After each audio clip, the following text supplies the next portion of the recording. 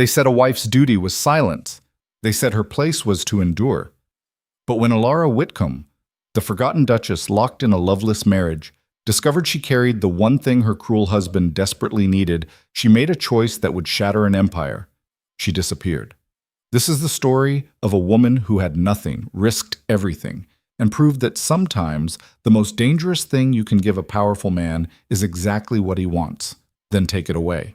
Stay with me until the end to see how one act of defiance changed the rules of power forever.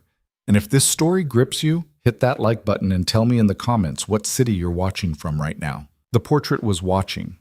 That's what Alara thought as she stood frozen in the doorway of her private chamber, her mother's painted eyes staring down from above the fireplace at the scene unfolding below. The woman in the portrait had been beautiful once, dark-haired, doe-eyed, full of the kind of hope that dies slowly in places like Halgrave House. Now those painted eyes bore witness to something that should have destroyed Alara completely. Her husband, Rowan Halgrave, Duke of Thornmere, had his hands tangled in another woman's hair. They were on Alara's chaise, the one upholstered in pale blue silk that she'd brought from her childhood home. The only piece of furniture in this entire godforsaken estate that had ever belonged to her alone. The woman, whoever she was, Alara didn't recognize her and didn't care to, laughed. It was a high, breathless sound that cut through the silence like glass breaking. Rowan murmured something against her throat, something Alara couldn't hear but could imagine well enough. She'd heard those same low tones before, years ago, back when she'd been foolish enough to believe they might mean something. 3 years. 3 years she'd lived in this house as Rowan's wife, and she could count on one hand the number of times he'd spoken directly to her. She was furniture, a legal requirement. The woman whose name appeared on documents and whose presence at dinner parties satisfied propriety and nothing more. She should leave. That's what the smart part of her brain whispered. Turn around, walk away, pretend she'd never seen this. It wasn't as if it was new information. Rowan's affairs were an open secret among the staff, whispered about in corridors she wasn't supposed to hear. But seeing it here, in her space, beneath her mother's portrait, something inside her went very still. Not broken. Not shattered. Hard. Your Grace. The voice came from behind her. Mrs. Petra, the head housekeeper, stood in the hallway with her arms full of fresh linens. Her face was carefully blank, but her eyes held something that looked almost like pity. Alara stepped back into the corridor and pulled the door closed with a soft click. The blue room will need new upholstery, she said quietly. Her voice didn't shake. That surprised her. Have it done tomorrow. I don't care what it costs. Mrs. Petra's mouth tightened. Of course, Your Grace. Should I inform His Grace that you were looking for him? No. Alara walked away before the housekeeper could say anything else. Her footsteps were silent on the thick carpet. Years of practice had taught her how to move through this house like a ghost. That's what she was, after all. The invisible wife. The mistake Rowan had been forced to make when his father decided an alliance with the Whitcomb shipping fortune was worth more than his son's happiness. Her rooms were in the East Wing, as far from Rowan's quarters as it was possible to get, while still being in the same building. She locked the door behind her and stood in the darkness, waiting for something. Tears, rage, anything. Nothing came. She'd cried herself empty 2 years ago, after the last time she'd tried to reach him. After he'd looked at her across the breakfast table with those cold gray eyes and said, "Don't embarrass yourself, Alara. We both know what this is."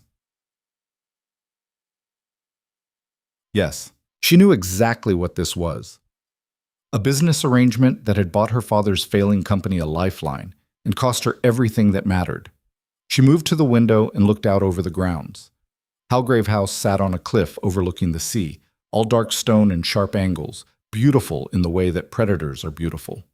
In daylight, you could see for miles the rolling estate, the distant village, the endless gray water. At night, there was only darkness and the sound of waves crashing against rock far below. This place was a prison, dressed up as a palace.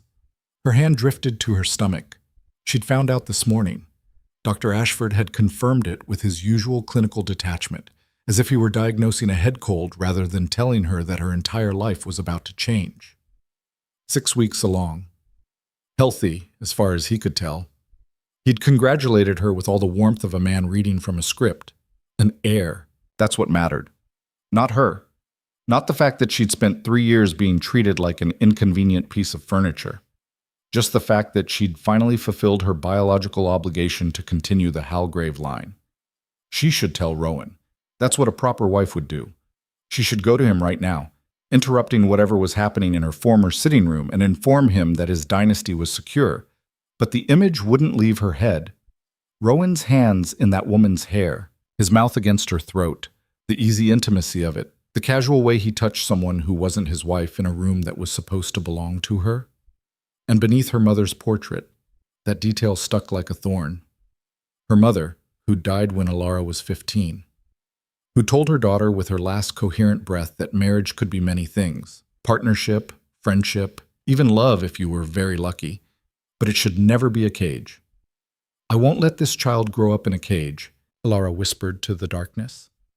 The words felt dangerous, revolutionary, insane. She was a duke's wife. She had no money of her own. Her father had made sure of that, signing everything over to Rowan as part of the marriage contract. She had no family left worth speaking of, no allies in this house full of servants who answered to Rowan first and her never. No power, no resources, no way out. Except. Her eyes fell on the jewelry box on her dressing table. Rowan had given her jewelry over the years. Not out of affection, she'd learned quickly not to mistake his gifts for anything resembling emotion, but because a duke's wife was expected to wear a certain amount of expensive glitter at social functions. Diamonds. Emeralds. A ruby necklace that had belonged to his grandmother. He'd never asked for any of it back. Why would he? To Rowan, those pieces were just props, part of the costume she wore to play her role. But they were hers, legally. The marriage contract had been very clear about that. Any gifts given during the marriage belonged to the wife outright, which meant they could be sold. The idea took shape slowly, carefully, like a building constructed in the dark. She'd need money, enough to disappear, to get far enough away that Rowan couldn't simply reach out and drag her back. She'd need a new identity. She couldn't travel as the Duchess of Thornmere without every inn and coaching station reporting her location. She'd need help, though she had no idea where that would come from. And she'd need to do it before she started showing, before anyone else knew about the pregnancy, before Rowan found out he was about to have the one thing he needed more than anything else in the world. The thought made her smile. It was not a pleasant smile. For 3 years, she'd been nothing to him. Less than nothing. A legal formality, an obligation fulfilled with the minimum possible effort. Now she was carrying his heir, the future Duke of Thornmere, the child who would inherit everything, the title, the lands, the fortune, the power. And she was going to take that child and vanish, let him search, let him rage, let him finally feel a fraction of the powerlessness she'd lived with every single day of this nightmare marriage. A knock at the door made her jump. "Your Grace," Mrs. Petra's voice, carefully neutral. "His Grace requests your presence in his study." Of course he did. Someone must have told him she'd seen. Now he'd want to manage the situation, smooth over any inconvenient emotions, remind her of her place. "Tell His Grace I've retired for the evening," Alara said. "I have a headache." A pause. Mrs. Petra had been with the household for 20 years. She knew exactly what kind of headaches the Duchess suffered from. "Of course, Your Grace. Shall I have a tray sent up?" "No, thank you." She waited until the footsteps faded before moving to her writing desk. She'd need to make lists, plans, figure out exactly how this impossible thing could be done. The first jewelry piece she chose was the ruby necklace, Rowan's grandmother's necklace. The old Duchess had been a terror by all accounts, cold and cruel and utterly devoted to the family name above all else. Fitting that her necklace would be the first thing to go. The pawnbroker's shop smelled like dust and desperation. It had taken Alara 3 days to work up the courage to come here, to the shabby part of town where the merchant district gave way to something rougher and more honest. She'd borrowed a cloak from one of the chambermaids, a plain wool thing that hid her expensive dress, and hired a public carriage that wouldn't be traced back to Halgrave House. The man behind the counter was ancient, with a face like old leather and eyes that had seen every kind of human desperation there was. He looked at the ruby necklace for a long time, turning it over in his gnarled hands. "Stolen?" he asked finally. No. The word came out sharp. It's mine. A gift. Uh-huh. He set it down. And you're pawning it because I need money. Isn't that why anyone comes here? The old man's mouth twitched. Most people who pawn rubies this fine don't show up in wool cloaks and hired carriages, girl. They send servants, or they use the fancy brokers up in Merchant's Row who don't ask questions. Alara's hand tightened on her reticule.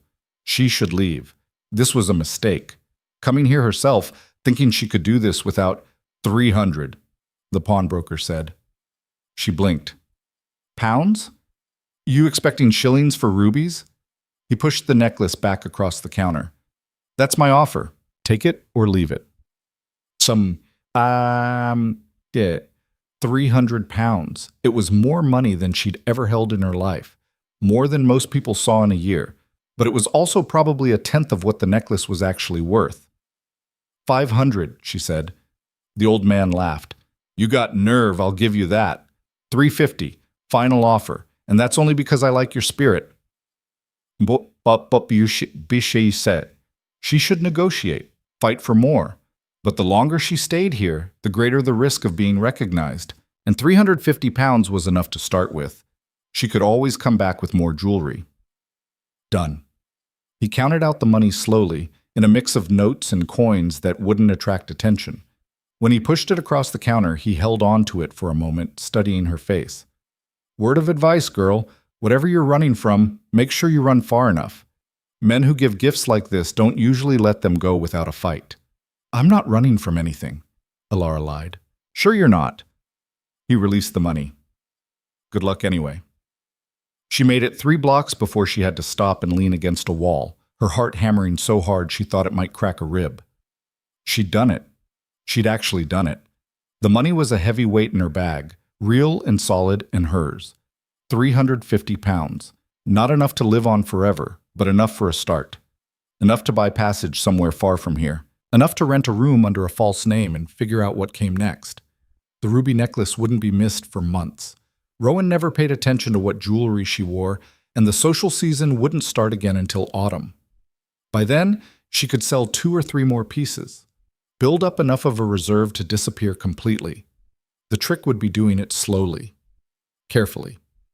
1 piece at a time, spread out enough that no one would notice the pattern until it was too late. She had time.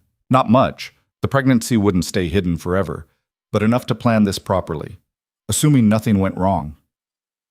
Something went wrong. It happened at dinner 2 weeks later. Alara had been careful, so careful. She'd sold 3 more pieces of jewelry through different pawnbrokers in different parts of town. She'd stopped wearing her wedding ring except when absolutely necessary. She'd started asking casual questions of the servants. Which roads led north? Which coaching inns had the best reputations? Where a woman traveling alone might go without attracting attention. She'd thought she was being subtle. She'd been wrong. You seem distracted, my dear. The words came from across the table. Lord Ashford, not the doctor, his younger brother, was one of Rowan's friends from university, here for a hunting party that had been going on for 3 interminable days. He smiled at Alara with all the warmth of a shark sizing up prey. Just tired, she said. The season was exhausting. Was it? Rowan's voice was flat. He sat at the head of the table like a king holding court, barely looking at her. He hadn't looked at her properly since the night she'd found him with that woman. I hadn't noticed you exerting yourself particularly. Several of the dinner guests laughed. Alara's hand tightened on her fork. Perhaps if I had something meaningful to exert myself over, she said quietly. But as it is, my time seems to be my own. The laughter stopped. Rowan's eyes finally lifted to meet hers, and there was something in them she couldn't quite read. Surprise, maybe. Or anger. Careful, Alara. His voice was soft, dangerous. We wouldn't want our guests to think we were anything less than perfectly happy. Heaven forbid, she murmured. The rest of dinner passed in excruciating silence. When it finally ended and the men retired to the smoking room while the women gathered in the drawing room, Alara excused herself with another headache. No one questioned it. She'd become famous for her headaches. She was halfway to her room when a hand caught her elbow. "Your Grace, a word." "Mrs. Petra." The housekeeper's face was grave. "Not now," Alara said. "I'm not feeling well." "It's important, ma'am. In private."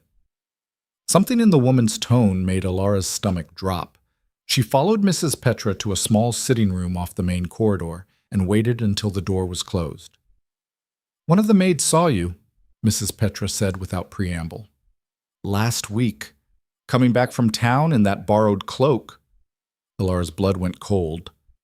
"I don't know what you're—" "Don't." The housekeeper held up a hand. "I've been in service for 30 years, Your Grace.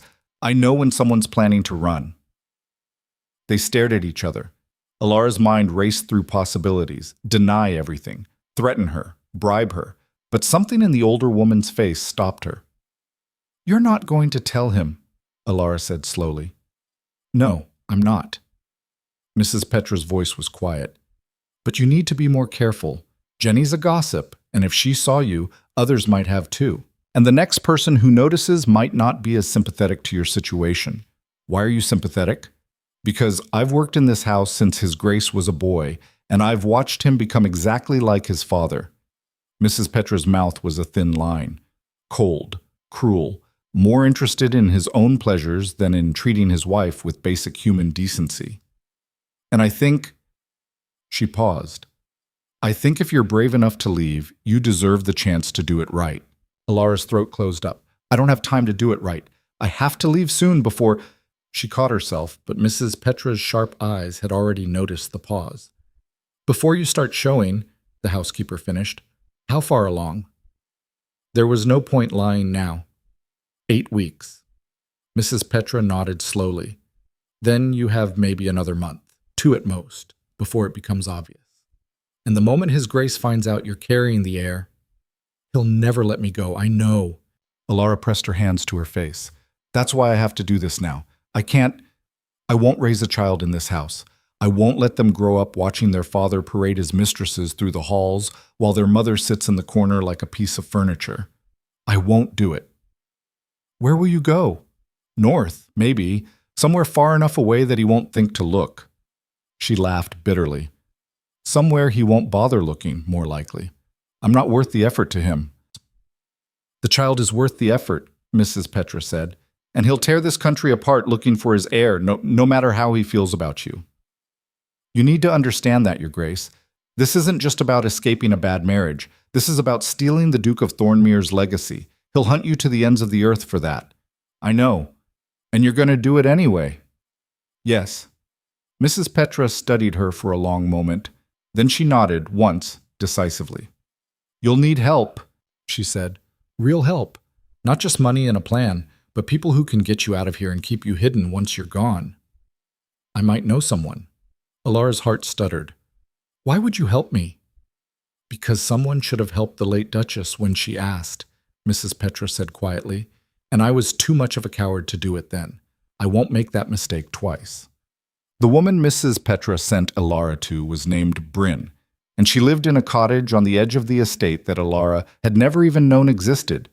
It was barely a cottage, really, more of a stone hut with a thatched roof and a vegetable garden out front. But it was clean and surprisingly well-maintained, and when Bryn opened the door, Alara immediately understood why Mrs. Petra had sent her here. Bryn looked like someone who'd survived things that should have killed her. She was maybe 50, with iron-gray hair pulled back in a severe bun and a face that had been pretty once, before life had carved lines of hard experience into it. Her hands were calloused. Her eyes were the kind of sharp that came from seeing too much and trusting too little. "You're the Duchess," she said. "Not a question." "Yes." "And you want to run?" "Yes." Bryn stepped aside.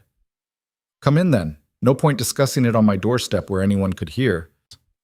The inside of the cottage was sparse but comfortable.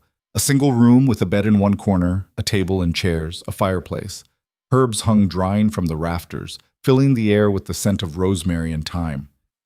"Sit," Bryn said, gesturing to one of the chairs. "Petra said you need help leaving. Didn't say why." Alara sat.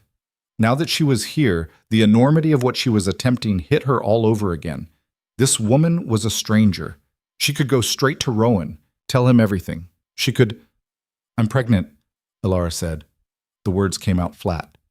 With the heir. And I'm going to take the child and disappear before my husband finds out. Bryn's eyebrows rose. That's quite a plan. I know it sounds insane.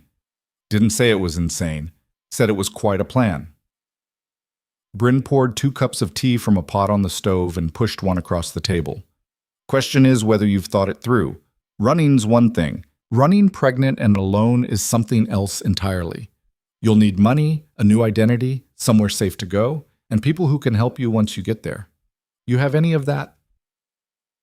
I have money. Some. I've been selling jewelry. Smart. How much? Almost £1,000 now. Bryn nodded. That'll get you started, but it won't last forever, especially not with a child on the way. You'll need work, and you'll need to know how to do things. Can you cook? Clean? Mend clothes? Handle livestock? Alara stared at her. I'm a duchess. Which is exactly the problem. You've been waited on your whole life, haven't you? Never had to lift a finger for yourself. Well, wherever you're going, you won't be a duchess anymore. You'll be nobody. And nobody's got to work for their living, or they starve. The bluntness of it was like cold water. Alara had imagined running away, finding a quiet village, renting a small house. She'd pictured herself living simply but safely, raising her child in peace. She hadn't pictured herself scrubbing floors and plucking chickens. I can learn, she said. Can you? Bryn's eyes were sharp. Learning to work isn't like learning to dance or paint or whatever it is fine ladies do. It's hard.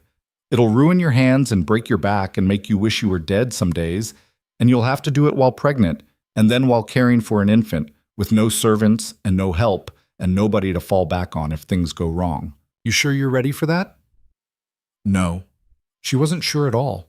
The scale of what she was attempting suddenly felt impossible. But the alternative was staying here, raising her child in this cold, loveless house, watching Rowan ignore their son or daughter the way he ignored her, letting her child grow up thinking that marriage meant cruelty and indifference. I'm sure, Alara said. Bryn studied her for a long moment, then she nodded. All right, here's what we're going to do. Over the next 3 weeks, Alara's life split into 2 distinct halves. During the day, she was still the Duchess of Thornmere. She attended dinners when required. She smiled at Rowan's friends. She played the part of the quiet, obedient wife who knew her place.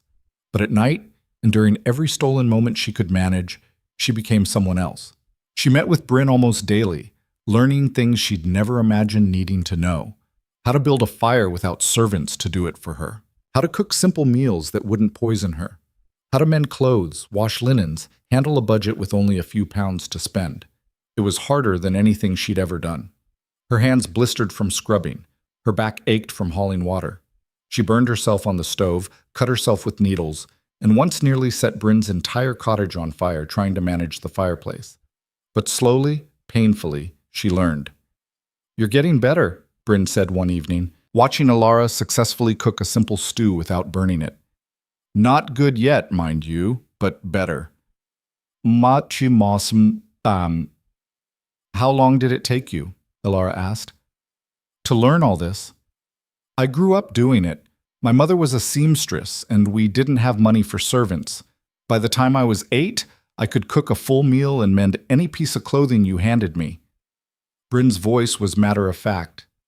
But I had years to practice. You've got weeks. So you're going to have to learn faster and work harder than anyone should reasonably have to. Why are you helping me? It was the first time Alara had asked directly. Bryn was silent for a moment, staring into the fire. I ran once, she said finally, from a man who thought I belonged to him, thought he could do whatever he wanted because he had power and I had none. I made it 3 days before he caught me, dragged me back, made sure everyone knew what happened to women who tried to leave. Alara's stomach twisted. What happened to him? He died. Eventually, fell off a horse drunk and broke his neck. Bryn's smile was cold. I danced on his grave, but by then it was too late for me to go anywhere else. I'd been gone too long, my reputation was ruined, and I had nowhere to run to even if I wanted to. So I stayed, made a life here on the edges of his estate, where his son pretends I don't exist. His son? Your husband, Bryn said. The bastard who owned me was the old Duke, Rowan's father. The room seemed to tilt. Alara set down her spoon carefully. You lived here, she said slowly, when Rowan was a boy. I worked in the house, in the kitchens mostly. I saw what his father was like, cold, cruel, more interested in his pleasures than in being a decent human being, and I watched Rowan grow up learning that was how men were supposed to behave. Bryn's voice was bitter. So no, I'm not surprised he treats you the way he does. He doesn't know any better, never had anyone show him different. That doesn't didn't say it did. I'm just telling you how it is. Bryn met her eyes. And I'm telling you why I'm helping, because I couldn't save myself, but I can help you save yourself and that baby you're carrying. And maybe, just maybe, that'll be enough to balance the scales a little. Alara reached across the table and took Bryn's scarred hand in hers. Thank you, she whispered. Thank me when you're free, Bryn said. Not before. The morning Alara left, the sky was the color of old bruises. She'd chosen the date carefully, the day after Rowan was scheduled to leave for London on business. He'd be gone for at least a week, possibly 2. By the time he returned, she'd be long gone, and with any luck, he wouldn't even notice her absence for several days after that. Mrs. Petra had helped her pack a single trunk. Nothing too obviously valuable, nothing that would mark her as nobility.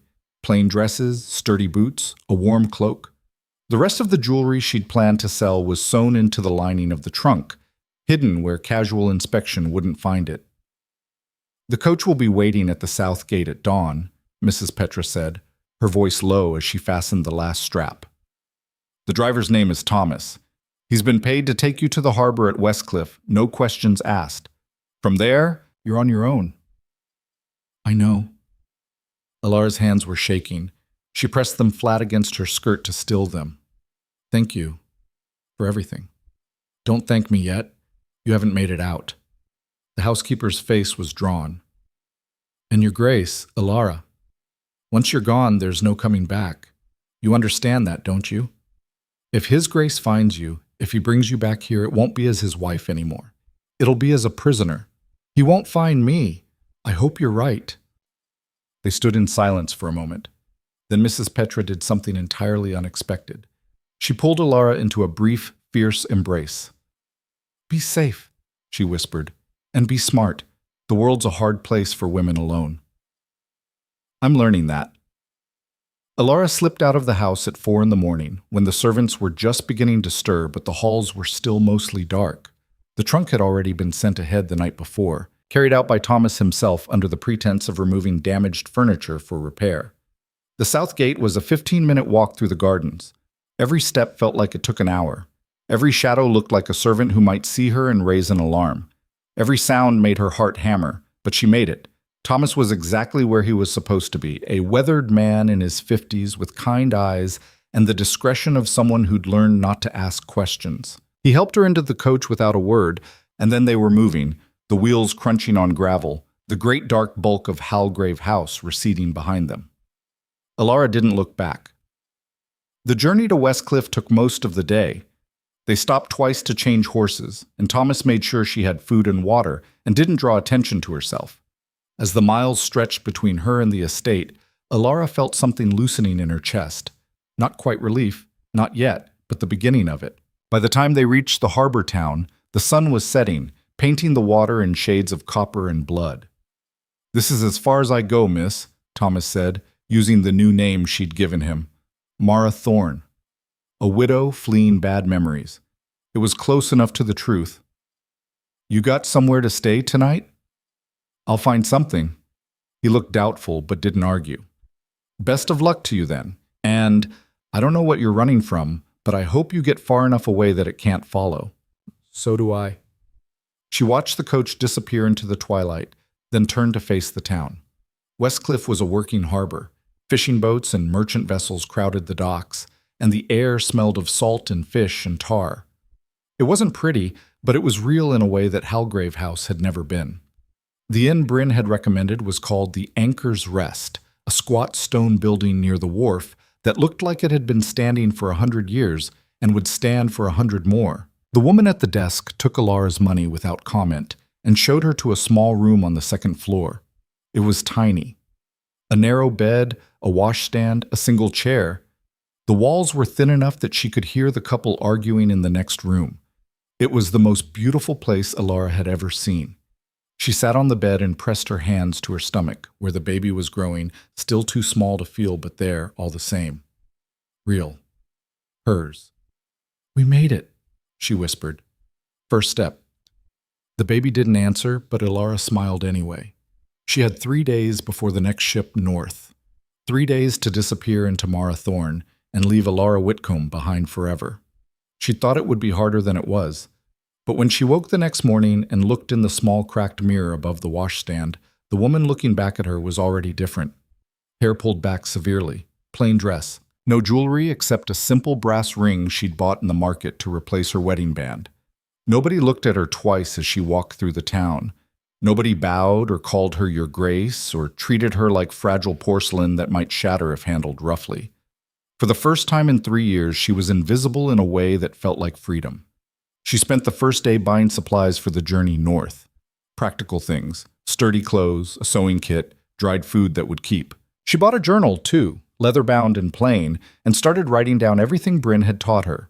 How to budget, how to cook simple meals, how to survive. The second day, she sold 2 more pieces of jewelry at a pawn shop near the docks. The broker was suspicious, a woman alone, selling expensive pieces. But Alara had her story ready. Widow, dead husband, selling the last of his gifts to start fresh. He believed her, or he didn't care. Either way, he gave her a fair price, and she left with enough money to last several months if she was careful. The third day, everything fell apart. She was in the market, buying bread, when she heard it, a name that stopped her cold. Duchess of Thornmere's gone missing, whole households in uproar. The voice belonged to a merchant talking to his neighbor while weighing out flour. Alara's hand froze on the loaf of bread she'd been reaching for. Missing? What, you mean kidnapped? Nobody knows. Just vanished one night. Duke came back from London and she was gone. They're saying he's half mad looking for her. Well, she's his wife, isn't she? Can't have duchesses just wandering off. Can if they've got reason to. My cousin works in the house. Says the Duke's a right bastard. Cold as ice and cruel with it. Wouldn't surprise me if she ran. Alara forced herself to keep moving, to pick up the bread, to pay for it with hands that only shook a little. She walked out of the market at a normal pace, not running, not drawing attention, but inside her mind was screaming. He knew. Rowan knew she was gone, and if the merchants in Westcliffe were talking about it, that meant the news had spread, which meant people were looking for her. She made it back to the inn without incident, but her heart was racing. The ship north left tomorrow at dawn. She just had to make it one more night, and she'd be away from here, heading to the coastal villages where nobody would think to look for a missing duchess. She locked her door and sat on the bed, trying to calm down. It was fine. She was fine. Rowan didn't know where she'd gone. He'd searched the estate, the nearby towns, maybe even London where she had distant relatives. He wouldn't think to look in a place like Westcliffe. The knock on her door came just after midnight. Alara jerked awake from a doze she hadn't meant to fall into. Her heart was already pounding before she was fully conscious. "Miss Thorne?" "Voices? Ma? Eh?" The voice was the innkeeper's. "There's men downstairs asking about a woman traveling alone. Say they're looking for someone who might have passed through recently." Ice flooded Alara's veins. "What kind of men?" "The kind with money and authority. I told them we get lots of travelers, couldn't possibly remember them all. But they're insistent. Thought you should know." Alara was already moving, grabbing her trunk, throwing on her cloak. "Is there a back way out?" A pause, then quietly, "Through the kitchen." "But miss, if they catch you running, it'll look worse." "They can't catch me at all." She didn't wait for a response. The trunk was heavy, heavier than she'd expected, and she nearly fell on the narrow stairs leading down to the kitchen. The cook stared at her with wide eyes, but didn't say anything as Alara stumbled through and out the back door into the alley. The night was cold and damp, fog rolling in off the water. Perfect for hiding. Terrible for seeing where you were going. Alara ran anyway. She made it 3 blocks before she heard voices behind her, male voices calling out. Not to her, not yet, but searching. The harbor. If she could make it to the harbor, find the ship, convince them to leave early. A hand caught her arm. Alara spun, her heart in her throat, ready to scream, to fight, to do anything. Easy. The voice was female, low and urgent. You're the one they're looking for, aren't you? The Duchess. It wasn't a question. The woman was young, maybe 25, with dark hair and sharp eyes and clothes that marked her as working class. A sailor, maybe, or a dock worker. I don't know what you're talking about, Alara gasped. Save it. I saw you in the market yesterday. Recognized you from a portrait I saw once in a fancy house up north. You're terrible at hiding if you really want to disappear. The woman's grip tightened. Question is, do you want my help or not? Because those men are going to find you in about 2 minutes, and then it won't matter what you want. Alara stared at her. Every instinct screamed not to trust this stranger, but what choice did she have? Help me. The woman smiled. Smart girl, come on. She pulled Alara down a side street, then another, moving fast through the fog-shrouded alleys with the confidence of someone who knew every inch of this town. Behind them, the voices grew fainter. They ended up in a warehouse near the docks, empty except for stacks of crates and the smell of fish.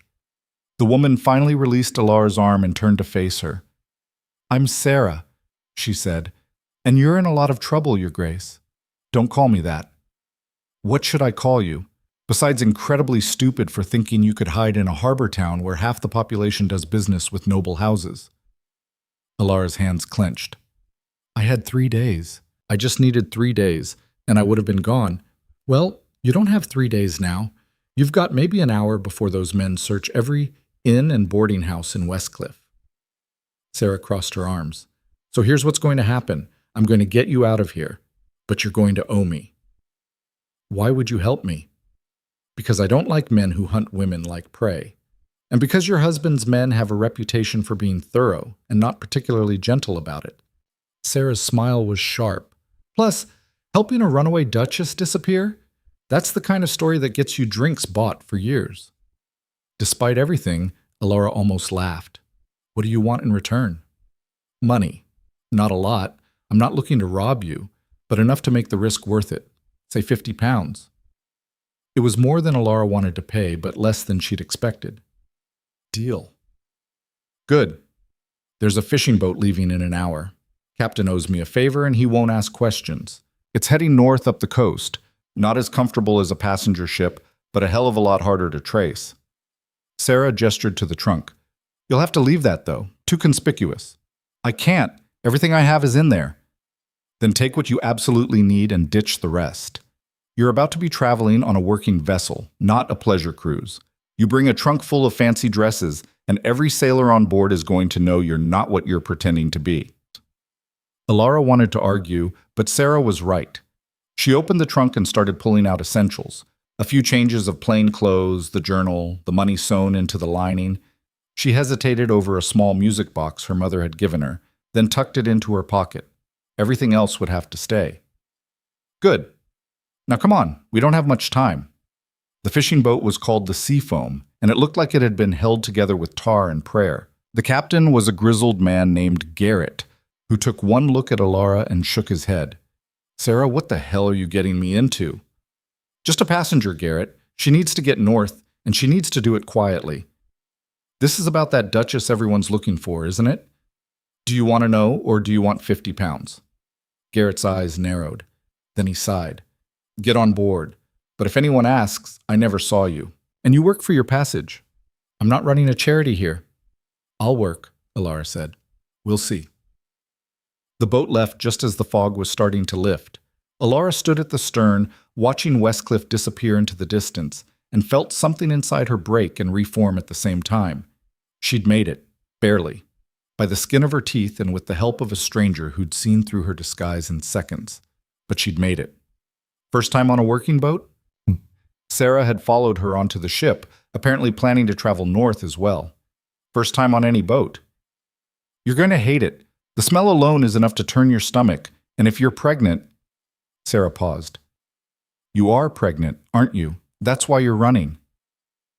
There was no point denying it. Yes. How far along? Almost 3 months. Sarah whistled low. You're either very brave or very stupid, probably both. She leaned against the railing. Word of advice. When we get where we're going, don't tell anyone who you really are. Not innkeepers, not locals, nobody. The Duke's going to be looking for you everywhere, and there's always someone willing to sell information for the right price. I know. Do you? Because you didn't know enough to hide properly in Westcliffe, and you almost got caught because of it. Sarah's voice was blunt. You're not a duchess anymore. You're nobody. And nobody doesn't get second chances. The words stung because they were true. Alara had been living in a fantasy where she could run away and everything would somehow work out. But the reality was harsher and more complicated than she'd imagined. Teach me, she said quietly.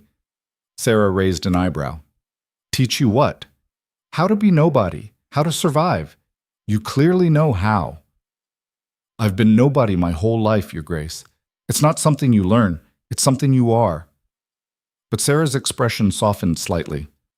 Still, I suppose I can give you some pointers, starting with stop standing like that. Like what? Like you've got a steel rod for a spine and you're at a formal dinner. Nobody stands that straight. Slouch a little. Look tired. You're a widow fleeing a bad situation, remember? Act like it. Alara consciously relaxed her posture. It felt wrong, undignified. She'd spent years being trained to stand straight, to carry herself with grace. Better, Sarah said. Now practice looking people in the eye without flinching. Not too direct. You're not trying to challenge anyone. But not too submissive either. You want to look like you're not worth the trouble of bothering. They spent the rest of the voyage practicing. How to walk, how to talk, how to blend into a crowd, how to bargain in markets without revealing she had no idea what things actually cost. How to lie convincingly about her past. It was exhausting and humiliating and absolutely necessary. You're getting better, Sarah said on the third day. Still too refined around the edges, but better. Give it a few months of actual hardship, and you might pass for a real person. Thanks, Alara said dryly. Don't mention it. Literally. If anyone asks, we never met. The boat docked in a small coastal village called Ashford's Landing. It was barely a village at all. A cluster of houses, a single inn, a market square that looked like it saw traffic maybe once a week. The kind of place that was too small and too poor to matter to anyone important. Perfect. Garrett took his money and left without a word. Sarah gave Alara a brief nod. Good luck, Your Grace. Or Mara. Whoever you decide to be. Thank you. For everything. Like I said, don't mention it. And then she was gone, disappearing into the crowd of sailors and dock workers, leaving Alara alone in a strange village with nothing but the clothes on her back and a future that was entirely uncertain. She found a room at the inn, smaller and dirtier than the one in Westcliffe, but cheap. The woman who ran it was ancient and half-blind and asked no questions beyond whether Alara could pay. That night, lying in a bed that smelled of mildew and old smoke, Alara finally let herself cry. Not from sadness or fear, though there was plenty of both, but from relief. She'd done it. She'd actually done it. She was free, for now. The first week in Ashford's Landing was the hardest thing Alara had ever experienced. She'd expected poverty to be difficult. She hadn't expected it to be quite so relentless. The room cost almost nothing, but even almost nothing added up when you had to pay for food and firewood and the countless small necessities she'd never had to think about before. Her carefully hoarded money was disappearing faster than she'd anticipated, and she was tired. The pregnancy was making itself known now. Waves of nausea that struck without warning, exhaustion that pulled at her like a weight. Some days it was all she could do to drag herself down to the market for bread and cheese. She needed work, real work that would bring in steady money. The problem was that nobody wanted to hire her. Sorry, miss, the baker said when she asked about work. I've got all the help I need. The seamstress said the same thing. So did the woman who ran the laundry. So did everyone else she asked. It took her 3 days to figure out why. She was too clean, too well-spoken, too obviously not from around here. People looked at her and saw someone who didn't belong, someone who might bring trouble. She needed to change that. She stopped washing her hair every day, Let her hands get dirty and stay that way. Started wearing her oldest, most worn dress exclusively. Practiced the local accent, softening her vowels, dropping her consonants. It helped. A little. On the 8th day, a woman named Marjorie, who ran a boarding house, grudgingly offered her work cleaning rooms in exchange for meals and a small wage. "You ever cleaned anything before?" Marjorie asked suspiciously. Yes. It wasn't entirely a lie. Bryn had taught her the basics. "We'll see. Start tomorrow, and if you're useless, you're out." The work was brutal. Scrubbing floors on her hands and knees, hauling water, changing linens that were often filthy beyond belief, emptying chamber pots. The smell alone was enough to make her retch, and combined with the morning sickness, there were days she had to run outside to vomit in the alley. But she did it. Every day she showed up and did the work, no matter how much her back ached or her hands burned or her stomach churned, because the alternative was running out of money and ending up on the street. Marjorie watched her like a hawk for the first week, clearly expecting her to quit. But when Alara kept showing up, kept working, the older woman's attitude softened fractionally. "You're tougher than you look," she said one afternoon, watching Alara scrub a particularly stubborn stain out of a wooden floor. "I'm tougher than I thought I was," Alara admitted. "Good. You'll need to be. This isn't an easy life." That was an understatement. The other women who worked in the boarding house were friendly enough, but there was a distance they maintained. Alara was still an outsider, still someone who might not stay. They shared work and occasionally meals, but nothing deeper. Until the night Alara collapsed. She'd been feeling off all day, dizzy, nauseated, feverish.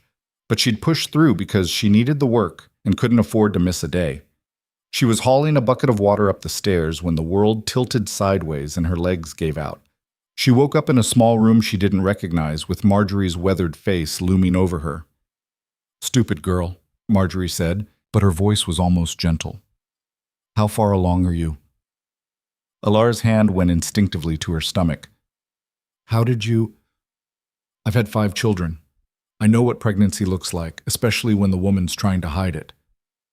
Marjorie sat back. 3 months? 4? Almost 4. And you've been hauling water and scrubbing floors like you're not growing a baby. No wonder you collapsed. Marjorie shook her head. "Where's the father?" "Dead." The lie came easily now. "And you've got no family?"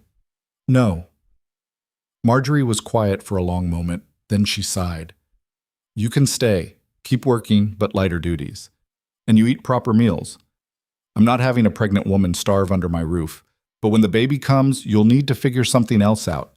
I can't have an infant crying all hours in a boarding house." "I understand. Thank you." "Don't thank me yet. You've got the hard part ahead of you." "But get."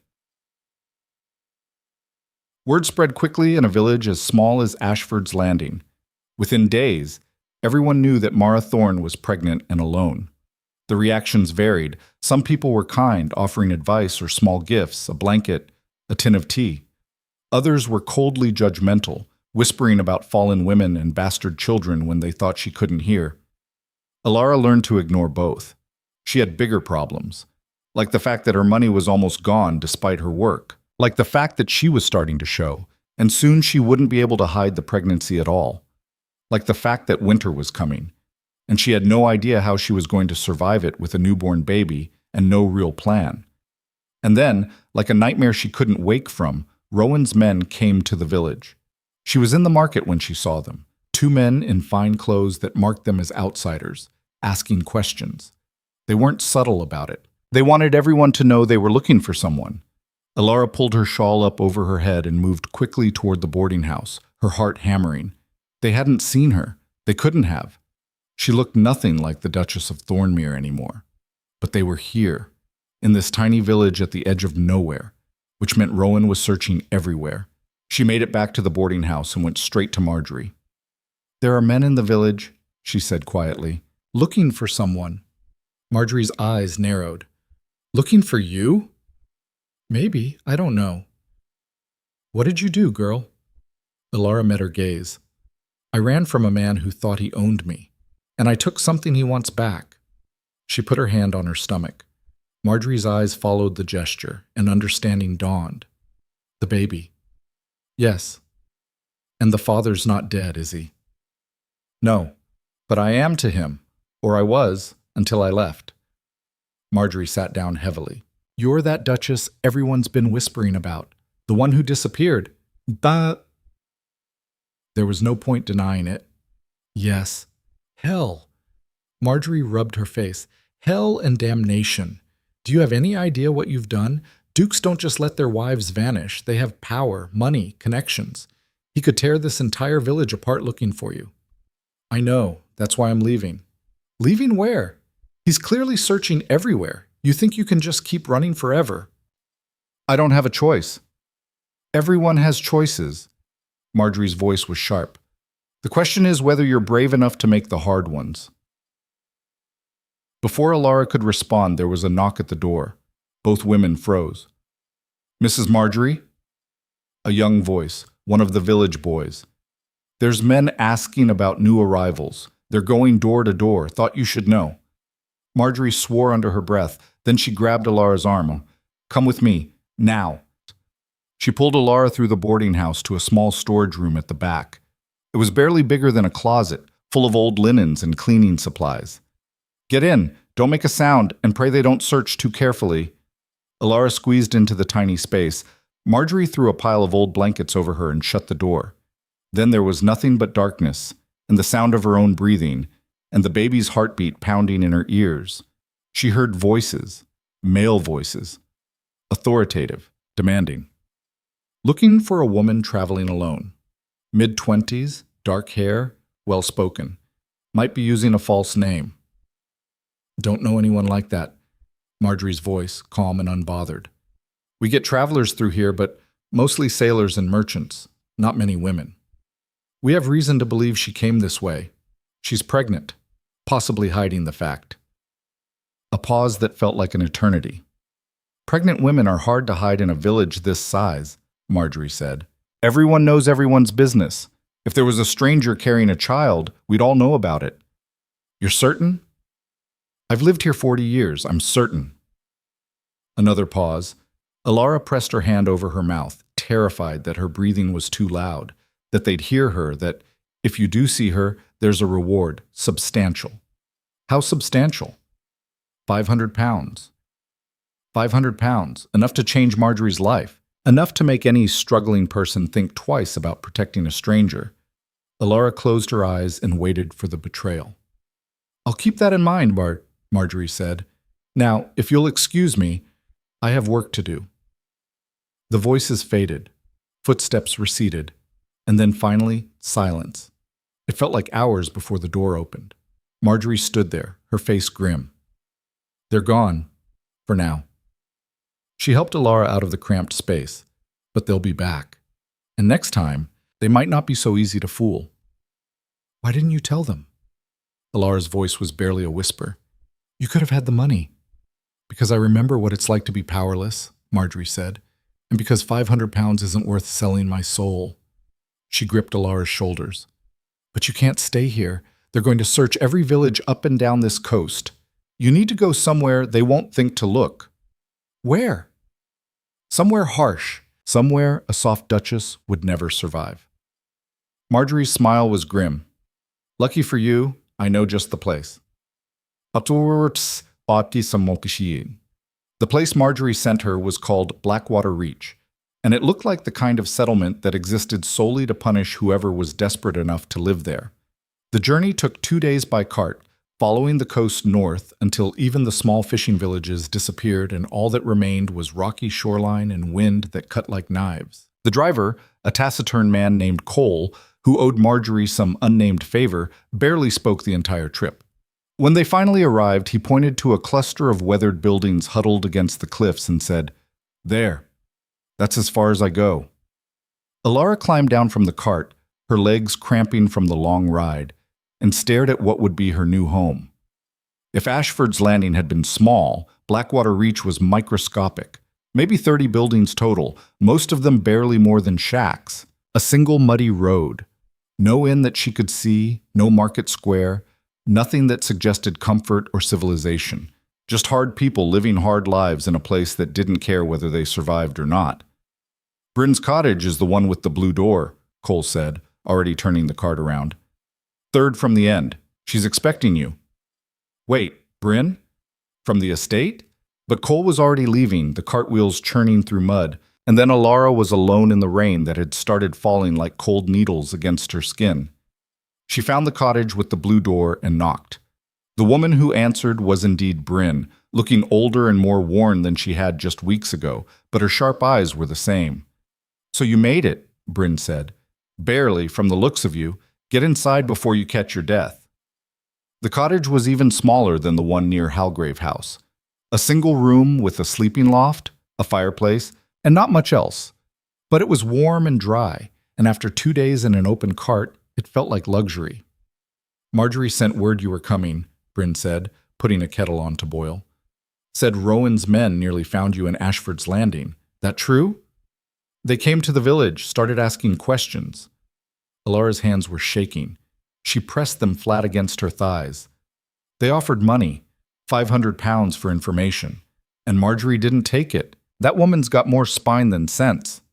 Bryn poured tea, real tea, hot and strong. "Drink this. You look half frozen." Alara wrapped her hands around the cup and felt some of the cold leach out of her bones. "Why here? Marjorie said it was harsh, but I didn't expect—" "This?" Bryn gestured at the window, where rain was now coming down in sheets. "This is about as harsh as it gets without actually dying. Blackwater Reach is where people come when they've got no other choice. Fishing's dangerous, farming's impossible, and the winter storms kill someone every year. No nobleman in his right mind would think to look for his pampered duchess in a place like this. I'm not pampered anymore. No, but you're still soft, and soft doesn't last long here." Bryn's eyes were hard. "You want to survive? You'll have to become something else, something harder. You ready for that?" Alara thought about the last few weeks, the work in the boarding house, the exhaustion, the fear, the constant gnawing uncertainty of whether she'd make it another day. "I don't have a choice. Everyone's got choices. Most of them are just shit." Bryn set down her own cup. "Here's how it works. You'll stay with me until you can stand on your own feet. You'll work, fishing nets, mending, whatever needs doing. You'll earn your keep, and you'll learn to keep your mouth shut and your head down, because folks here don't trust outsiders, and they sure as hell don't trust pregnant women with secrets." "What do I tell them?" "Same story as before. Widow, dead husband, came north looking for work. They won't believe it, but they won't care enough to dig deeper as long as you pull your weight." Bryn paused. "And if anyone asks about the baby's father, you say he died in a fishing accident. That's common enough around here that nobody will question it." Over the next few days, Alara discovered that Bryn hadn't been exaggerating about the harshness of Blackwater Reach. The people were harder than any she'd encountered. They looked at her with the same suspicion they'd look at any stranger, their faces weathered by wind and salt and years of barely scraping by. Nobody welcomed her. Nobody made polite conversation. They assessed her like they'd assess a tool. Would she be useful, or would she be a burden? She had to prove she was the former. Bryn put her to work immediately. Mending fishing nets was the first task. Painstaking, finger-numbing work that left her hands raw and bleeding. The nets had to be perfect. A single weak spot could mean a lost catch, and a lost catch could mean the difference between eating and starving. "You're doing it wrong," a woman named Hedda said, watching Alara struggle with a particularly stubborn knot. Hedda was maybe 40, with arms like iron and a face that rarely smiled. "The knot's too loose. It'll give way under pressure."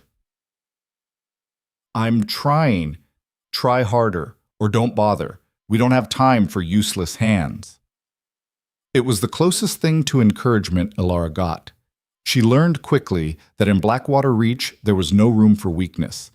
If you couldn't work, you couldn't eat. If you couldn't contribute, you were dead weight, and dead weight got left behind. The pregnancy made everything harder. She was 4 months along now, and the exhaustion was relentless. Some mornings it took everything she had just to drag herself out of bed. But she did it because the alternative was admitting defeat. And she refused to do that. "You're tougher than I gave you credit for," Bryn said one evening, watching Alara finish a section of net that had taken her all day. "Most highborn women would have given up by now." "I'm not most highborn women." "No, you're not." Bryn's expression softened fractionally. How are you feeling? Really? Tired, nauseated. My back hurts constantly. Alara rubbed her lower spine. But I'm managing. You need to see someone. Make sure the baby's healthy. There's a midwife here? Sort of. Woman named Kara. She's helped deliver half the babies in Blackwater Reach and buried the other half. She's not gentle, but she knows what she's doing. Kara turned out to be a woman in her 60s with hands like tree roots and eyes that miss nothing. She examined Alara in her cramped cottage with the detached efficiency of someone who'd seen every complication pregnancy could offer. Baby's doing fine, she said finally. You, on the other hand, are working too hard. You keep this up, you'll lose the child. Alara's blood went cold. What do I do? Rest more. Eat better. Stop hauling heavy nets. Kara's voice was blunt. But I'm guessing you can't do any of that, can you? Because if you don't work, you don't eat. And if you don't eat, the baby suffers anyway. It was exactly the trap Alara had been trying not to think about. There's no good answer, she said quietly. No, there never is for women like us. Kara packed up her things. Come see me once a week. I'll keep an eye on things. And if you start bleeding or cramping, you come find me immediately. Understood? Understood. The weeks blurred together. Work, sleep, more work. The baby growing inside her. A constant reminder of what she was fighting for. The weather getting colder as autumn deepened and winter threatened on the horizon. And always, always the fear that Rowan would find her. She heard news sometimes, filtering up through traders and travelers. The Duke of Thornmere was still searching. He'd put out notices in every major city. The reward had increased. £1,000 now for information leading to his wife's return. £1,000. More money than most people in Blackwater Reach would see in their entire lives. Alara wondered how long it would be before someone sold her out. The answer came on a gray morning in late October. She was at the water's edge, helping Hetta and 2 other women haul in nets, when she saw the boat. Not a fishing vessel, wrong shape, wrong rigging. A gentleman's boat, expensive and out of place in these rough waters. And on it, 3 men in fine clothes. Alara's heart stopped. Hetta, she said quietly, I need to go. Hetta followed her gaze and swore. Those the men looking for you? I don't know. Maybe. Then run, now, before they dock. But it was too late. The boat was already pulling up to the small pier, and one of the men was scanning the shoreline with the focused intensity of someone hunting, and then his eyes locked on Alara. She saw the moment of recognition, saw him point, saw the other men turn to look. Go! Hetta shoved her. Move! Alara ran. She didn't think, didn't plan, just ran up the muddy path toward the village, her feet slipping on wet stones, her breath coming in ragged gasps. Behind her, she heard shouting, footsteps pounding. She made it to Bryn's cottage and burst through the door. They're here, she gasped. Rowan's men, they saw me. Bryn was already moving, grabbing a pack from under the bed, shoving supplies into it. There's a cave system north of here. Old smuggler's route. You can hide there until they leave. What if they don't leave? Then you'll have bigger problems than where to sleep tonight. Bryn thrust the pack at her. Go, now. Follow the cliff path north for about a mile. You'll see a rock formation that looks like a broken tooth. The cave entrance is behind it. Bryn, go! Alara went. The cliff path was treacherous, especially in the rain that had started falling again. Loose rocks, mud, sheer drops on one side that plunged down to jagged rocks and churning water below. She focused on putting one foot in front of the other, not looking down, not thinking about how easy it would be to slip and fall and take her baby with her into the void. She found the rock formation, a jagged spike of stone jutting up from the cliff face, and the cave entrance behind it, half hidden by scrubby bushes. It was barely wide enough to squeeze through, especially with her growing belly, but she managed. Inside, the cave opened up into a larger space, dark and damp and smelling of salt and old stone. She could hear water dripping somewhere in the depths. Her breath echoed off the walls. She sank down against the rock and tried to calm her racing heart. They'd found her. After weeks of running, of hiding, of becoming someone else, Rowan's men had found her. And now what? Would they search the caves? Would Bryn tell them where she'd gone? No. Bryn wouldn't betray her. Not after everything. But someone else might. For £1,000, anyone might. Hours passed, or maybe minutes. Time lost meaning in the darkness. Alara dozed fitfully, jerking awake at every sound, convinced it was footsteps approaching. When she finally emerged, it was full dark. The rain had stopped, but the wind was bitter cold. She made her way carefully back down the cliff path, using the moonlight to navigate. The village was quiet when she reached it, too quiet. She found Bryn's cottage dark and cold. The door stood ajar. "Bryn?" she called quietly. No answer. Alara pushed the door open wider and stepped inside. Her foot hit something soft. She looked down. Bryn was on the floor, blood pooling beneath her head. "No, no, no, no!" Alara dropped to her knees, pressing her hands to Bryn's face. "Bryn, wake up. Please. Stop yelling." Bryn's voice was weak but alive. "I'm not dead yet." Relief flooded through Alara so intensely she almost sobbed. "What happened?" "Your husband's men, they came asking questions. I told them to go to hell. One of them didn't like that answer." Bryn touched the back of her head and winced. "Bastard hit me with something, probably a club. I went down, and when I woke up, they were gone." Did they say where they were going?" "No, but they'll be back. They know you're here somewhere. They're not going to leave until they find you." Bryn struggled to sit up. "You can't stay. Not here. Not anywhere on this coast." "Where am I supposed to go?" "Inland, away from the sea, somewhere you can disappear completely." Bryn gripped her arm. "Listen to me. You need to stop running and start vanishing. New name, new life. Cut all ties to who you were." "I can't. I don't know how. You'll figure it out. You've made it this far." Bryn's eyes were fierce. "But you have to leave tonight, now, before they come back." Alara helped her to the bed, got water, cleaned the wound as best she could.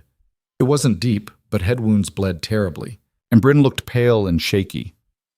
"I'm not leaving you like this." "Yes, you are. I'll be fine. Kara will check on me." Bryn pushed her away. "Go, take the pack. There's money in there. Not much, but enough for a few weeks. And Alara—" "Yes?" "Don't come back. Whatever happens, don't come back here. It's not safe anymore."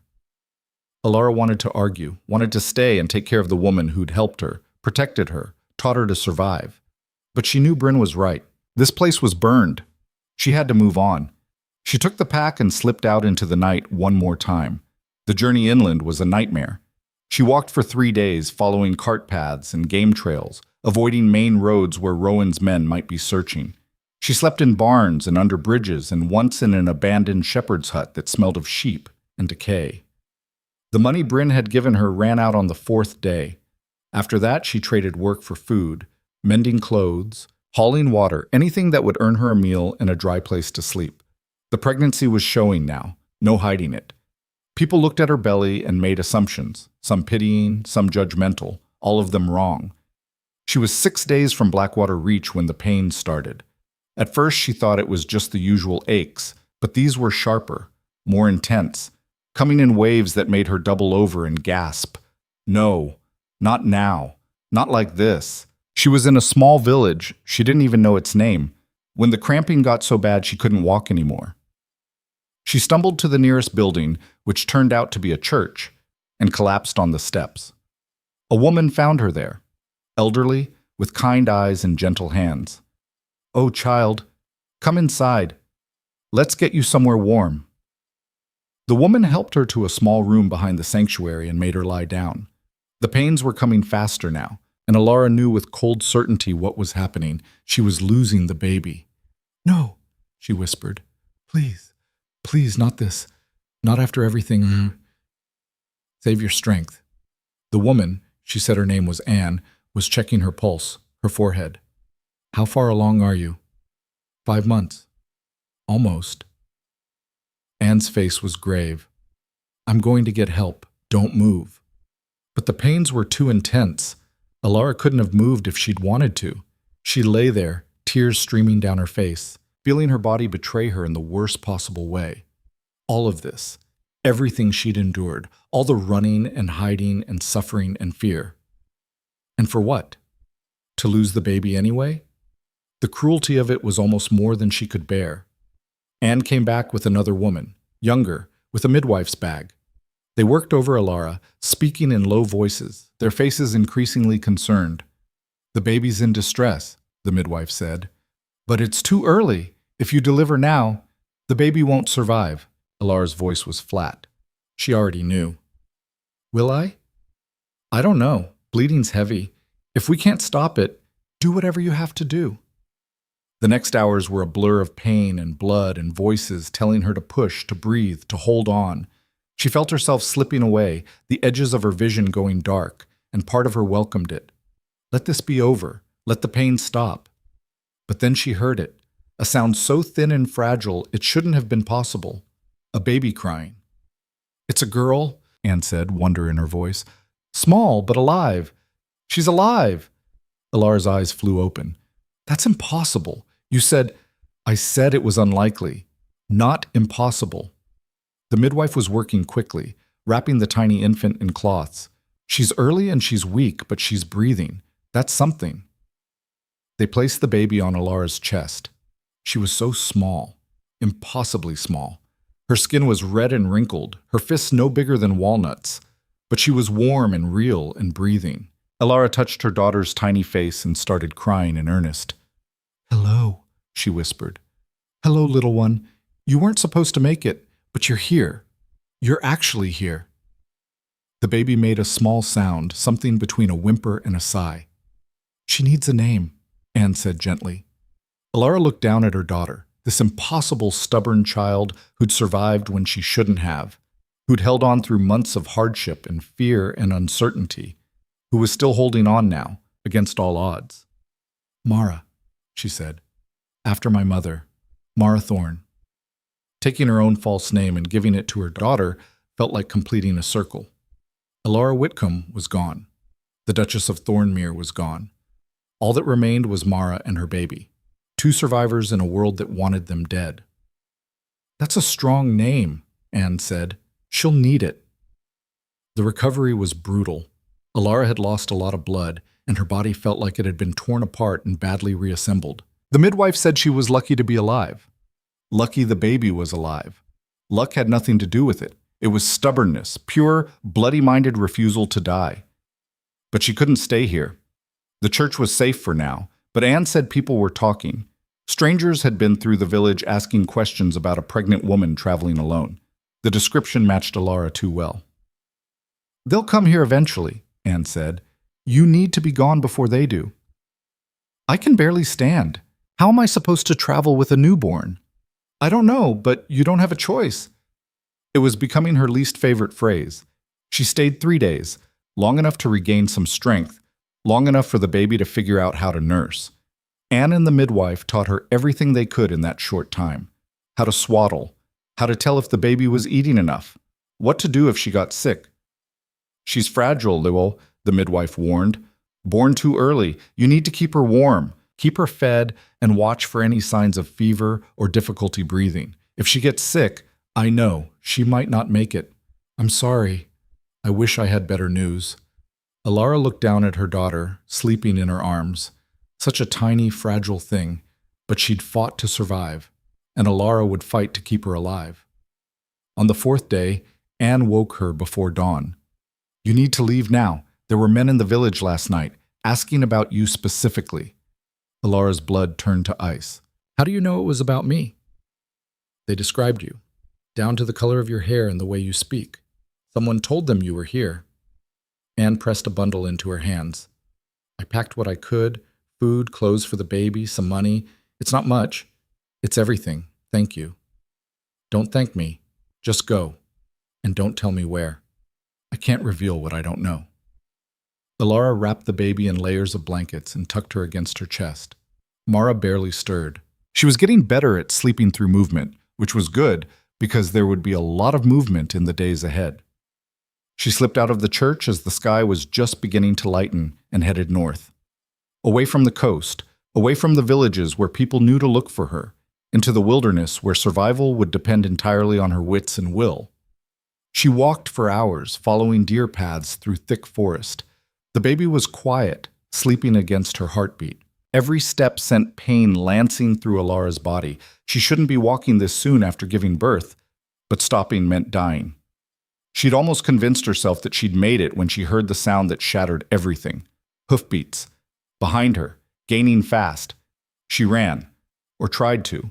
Her body was weak, the baby was heavy, and the forest floor was treacherous. She made it maybe 50 yards before a horse burst through the trees ahead of her, cutting off her escape. The rider was dressed in fine clothes, riding a horse that cost more than most people earned in a year, and his face was achingly familiar. Rowan. He'd come himself. Alara stopped running. There was nowhere left to go. She turned to face her husband, holding her daughter tight against her chest, and waited for whatever came next. Rowan dismounted slowly. He looked different than she remembered. Thinner. Harder. There were shadows under his eyes like he hadn't slept in weeks. Alara, but her real name spoken in a voice she barely recognized. Not cold, not distant. Something rawer than that. You shouldn't have come, she said. Her voice was steady, which surprised her. I'm not going back. I know. He took a step closer, and she instinctively stepped back. He stopped. I'm not here to drag you back. Then why are you here? Because I needed to see you, to know you were alive. His eyes dropped to the bundle in her arms. Is that your daughter? Yes. Alara's arms tightened protectively. Born too early because I've been running for months, because I'd rather risk dying in childbirth in a stranger's home than let you near her. The words hit him like physical blows. She watched him flinch. I deserve that, he said quietly. I deserve worse than that. You deserve to never see either of us again. I know, but I'm asking, begging, for a chance to explain. To tell you, he stopped, his jaw working. To tell you that I was wrong. About everything. Alara stared at him. This couldn't be real. Rowan didn't apologize. Rowan didn't admit fault. Rowan was cold and cruel and utterly certain of his own righteousness. Except the man standing in front of her didn't look certain of anything. He looked broken. 5 minutes, she said. Then you leave. Forever. Agreed. He didn't move closer, just stood there looking at her like he was seeing her for the first time. When you disappeared, he started, his voice rough. I thought someone had taken you, kidnapped you.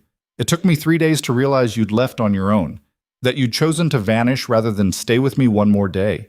Do you have any idea what that did to me? No, and I don't care. I was furious at first. You were my wife, my property. How dare you leave without permission? He laughed bitterly. That's what I told myself, what I believed.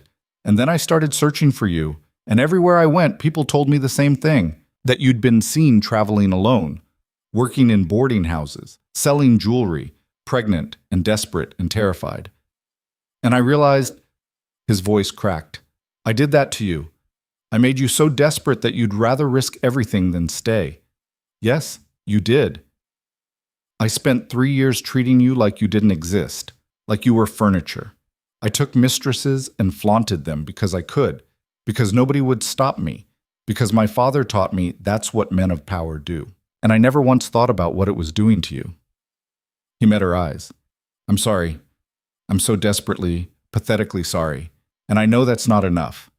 I know sorry doesn't fix anything, but I needed you to hear it. Alara felt something crack inside her chest. Not forgiveness, not even close, but something. You can't have her, she said, looking down at her sleeping daughter. You can't have us. We're not coming back. I'm not asking you to. Rowan's voice was quiet. I'm begging for a chance to be different. Not in the house. Not in that life. Here. Wherever you are. Let me prove I can be someone worth knowing. That's insane. Yes, but so is chasing my pregnant wife across the country because I finally realized I loved her. The world seemed to stop. What? I love you. The words came out like a confession, like something torn from deep inside him. I don't know when it happened. Maybe it was always there, and I was too much of a coward to admit it. But watching you disappear, thinking I'd never see you again, it broke something in me. Made me see what I'd had and what I'd thrown away. And I know I don't deserve a second chance. I know I've done nothing to earn your trust or your forgiveness. But I'm asking anyway. Let me stay. Let me help. Let me be better. Bama sam chisa saniye. Elara looked at him, really looked at him. At the exhaustion in his face, the desperation in his eyes, the way his hands were shaking. This could be a trap, a manipulation, a way to get close and then drag them both back. But it could also be real.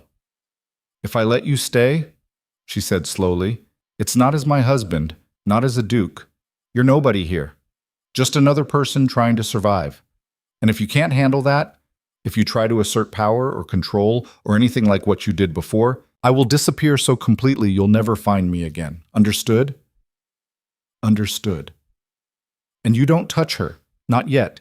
Not until you've proven you're capable of being a father worth having. Pain flashed across his face, but he nodded. Anything you want. I want you to suffer, Elara said. The words came out harsh and honest.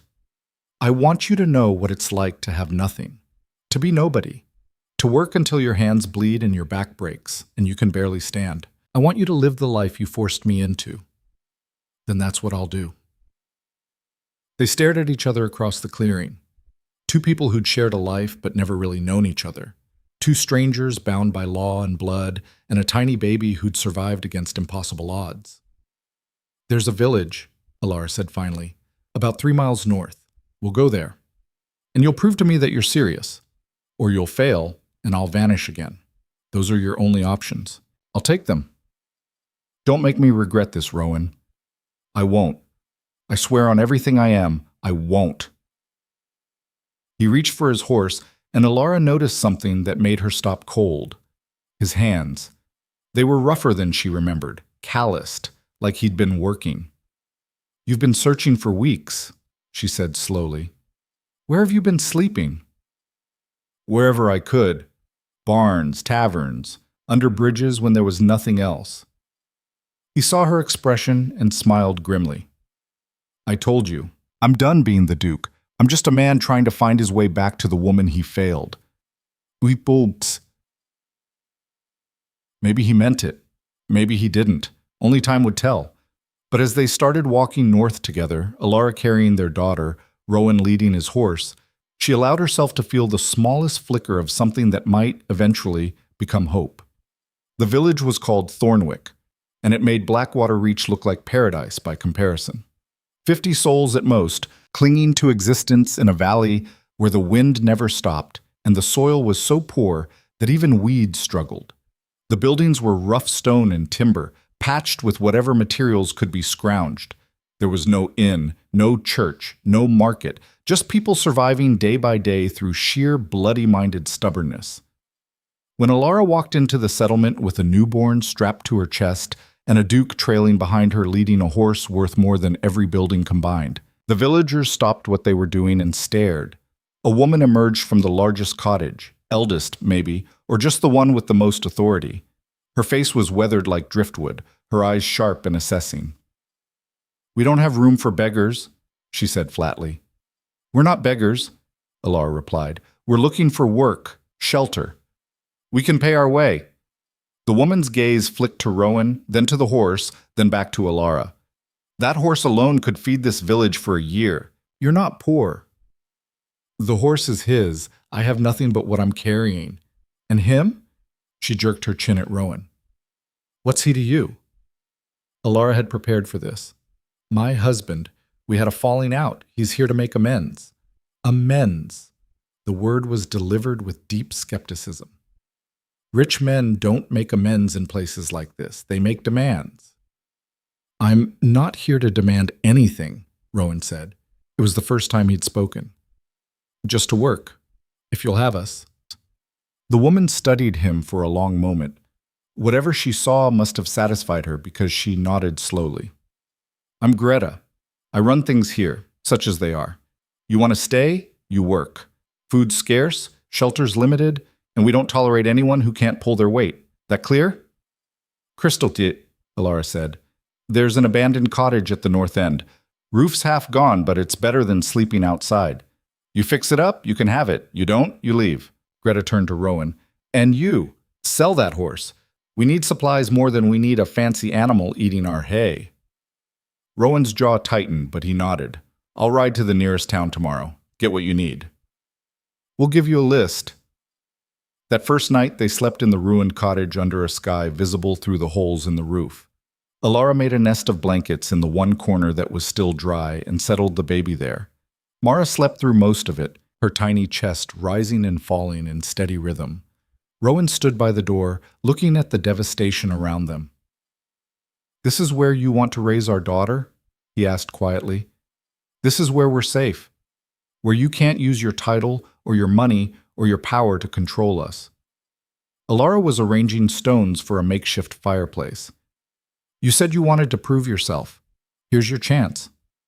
"I meant it when I said that." "Then prove it, starting tomorrow."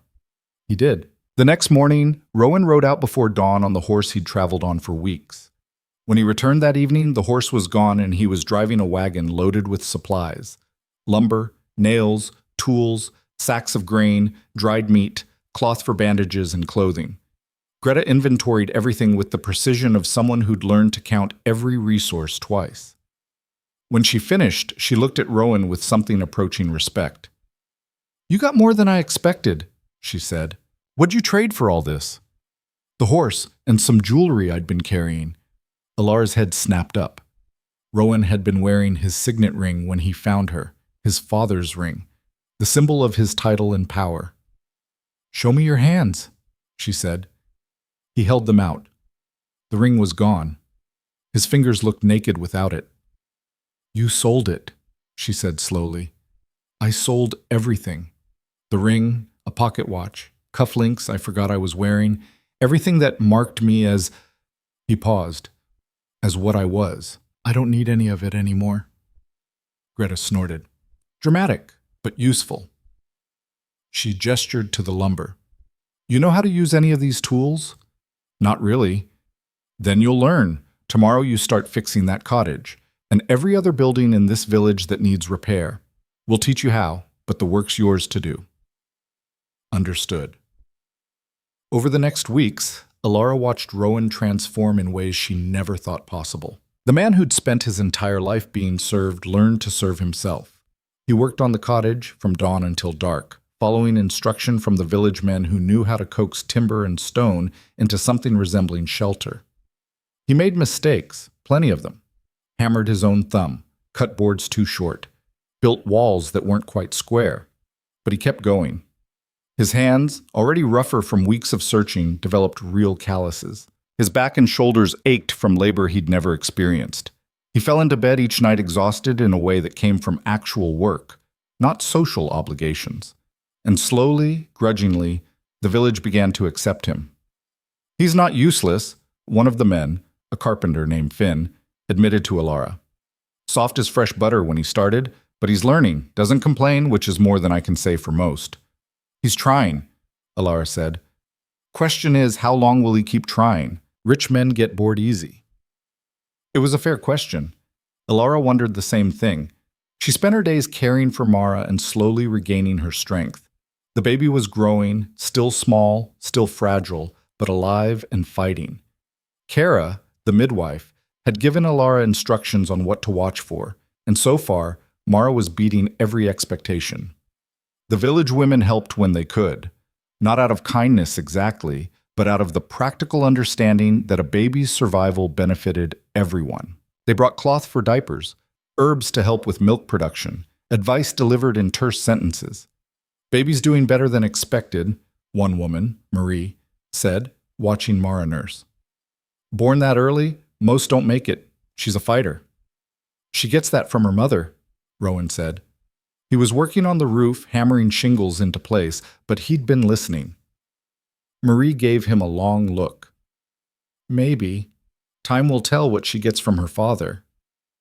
It was a test, Alara realized. Everything here was a test.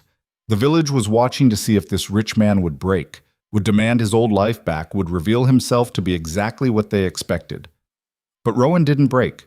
He fixed the cottage piece by piece, the roof first, then the walls, then the floor. He built furniture from scrap wood. He learned to cook simple meals over the fire. He washed his own clothes in the river and mended them when they tore. And bit by bit, he began talking to Alara, not about the past, that was too raw, too dangerous, but about small things, the work he was doing, the people in the village, the way the light looked when it hit the valley in the morning. Finn says there's a storm coming, he mentioned one evening, stirring a pot of stew that smelled better than it had any right to. Big one. We'll need to secure everything. How big? Bad enough that they're worried, and these are people who've survived winters that would kill most. He glanced at her. Is the baby warm enough? I can add more insulation to the walls. The baby's fine. I'm keeping her close.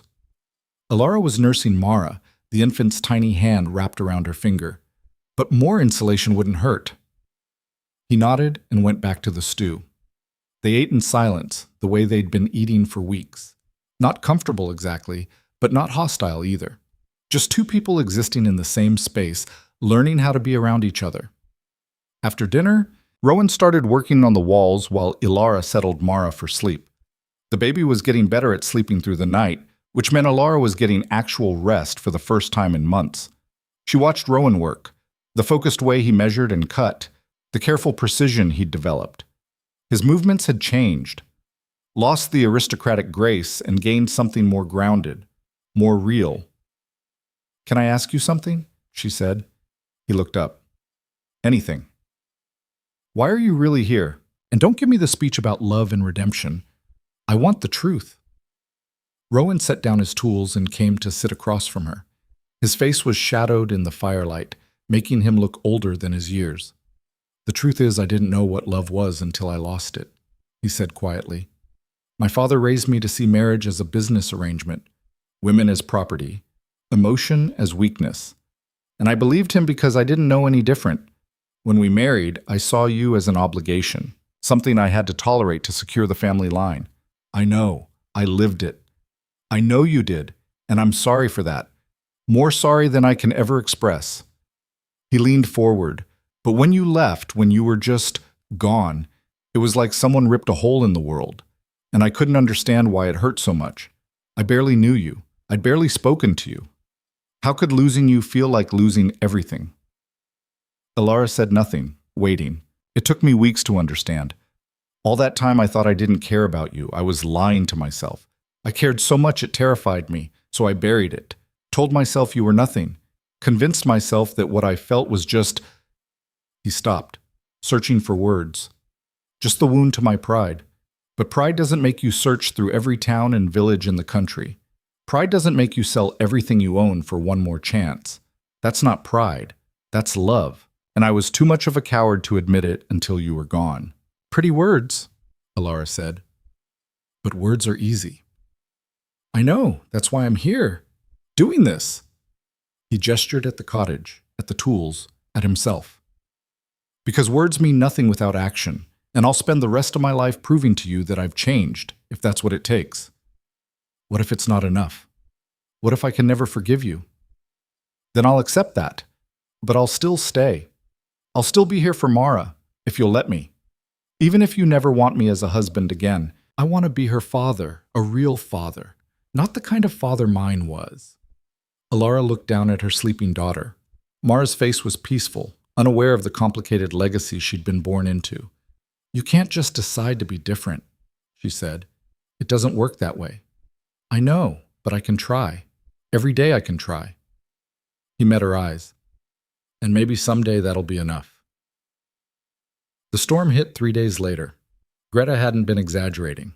The wind came screaming down the valley like something alive and furious, tearing at roofs and shutters and anything not nailed down. Rain fell in sheets so thick you couldn't see 5 feet in any direction. Alara huddled in the cottage with Mara pressed against her chest, listening to the wind howl and praying the roof would hold. Rowan had reinforced it as much as he could, but the cottage was old and the storm was vicious. A crash outside made her jump. She heard shouting, someone yelling for help. Rowan was on his feet in an instant. "Stay here. Keep her safe." "Where are you going?" "Someone needs help." He was out the door before she could stop him, disappearing into the storm. Alara clutched Mara tighter and waited, heart pounding. Minutes crawled by, 10, 20, half an hour. When Rowan finally returned, he wasn't alone. He was supporting an elderly man, one of the villagers, someone Alara had seen but never spoken to. The man's face was gray with pain. "His cottage collapsed," Rowan said, breathing hard. "Beam fell on his leg. I think it's broken." "Get him by the fire. I'll see what I can do." Alara had learned basic first aid from Kara, enough to recognize a bad break when she saw one. The man's leg was bent at an unnatural angle, already swelling. "This needs a real healer," she said. "Can't get to one in this storm," Rowan said. "We'll have to stabilize it ourselves." Between them, working by firelight while the storm raged outside, they set the leg as best they could. The man, his name was Thomas, gritted his teeth through the worst of it, only crying out once. "You did good," he gasped when it was done. "Both of you." "Rest now," Alara said. "We'll get you proper help when the storm clears." By morning, the storm had blown itself out, leaving destruction in its wake. 3 cottages had lost their roofs completely. The village's small storage shed had collapsed. Trees were down across the main path, but everyone was alive. Greta surveyed the damage with a grim expression. "We'll need everyone working to fix this before the next storm hits. No exceptions." "Where do you want me?" Rowan asked. She looked at him, really looked at him, and something in her face shifted. "You saved Thomas last night, carried him out of a collapsing building in the middle of a storm. That true?" "Yes." "Why?" "Because he needed help. Could have left him, kept yourself safe. Nobody would have blamed you." "I would have blamed me." Greta nodded slowly. "You're not what I thought you were. When you first came here, I figured you'd last maybe a week before you ran back to whatever soft life you came from. But you're still here, working, bleeding, proving yourself day after day." She paused. "You've earned a place here, if you want it. Not as a rich man, just as one of us." Rowan looked stunned. "Thank you." "Don't thank me yet. Winter's coming, and winter here kills. You'll earn that gratitude 10 times over before spring." But there was something almost like approval in her voice. Over the next weeks, the village rebuilt. Rowan worked alongside the men, learning carpentry and basic construction from people who'd been doing it their whole lives. He made mistakes, but fewer of them now. His hands knew how to hold a hammer, how to measure and cut, how to coax broken things back into usefulness. And his relationship with Alara began to shift. It started small, him asking if she needed anything before he left for work. Her making sure there was food waiting when he came back. Conversations that lasted longer than a few sentences. Moments where they caught each other's eyes and didn't immediately look away. One evening, Mara started crying, the frustrated wail that meant she was tired but fighting sleep. Alara was exhausted herself, worn down from a day of helping repair torn clothes and mend damaged supplies. "Let me try," Rowan said quietly. Alara hesitated. She'd been keeping Mara away from him, not out of fear, but out of caution, making him earn the right to hold his daughter. But he'd been earning it, day by day, hour by hour. "All right, Shad," she said. She passed Mara to him carefully. The baby looked impossibly small in his work-roughened hands. For a moment, Alara thought Mara would scream louder, but instead, she quieted, stared up at Rowan with wide, unfocused eyes. "Hello, little one," Rowan whispered. His voice was thick with emotion. "I'm your father, and I know I don't deserve you, but I'm going to spend every day of my life trying to be worthy of you anyway." Mara made a small sound, not quite a coo, not quite a cry, just a baby noise. But Rowan's face transformed with wonder. "She's beautiful," he said, not looking away from his daughter. "Like her mother." Alara's throat tightened. "She's strong like her mother, too. Had to be to survive this long. She'll need to be stronger still. This world doesn't make it easy." He glanced up at Alara. "But we'll teach her how to survive, how to fight, how to build something real instead of just inheriting hollow titles." "You really mean that? About the titles?" "I do. I've been thinking, when we go back. If we go back." "If," he corrected. When or if we go back, I want to change things, really change them.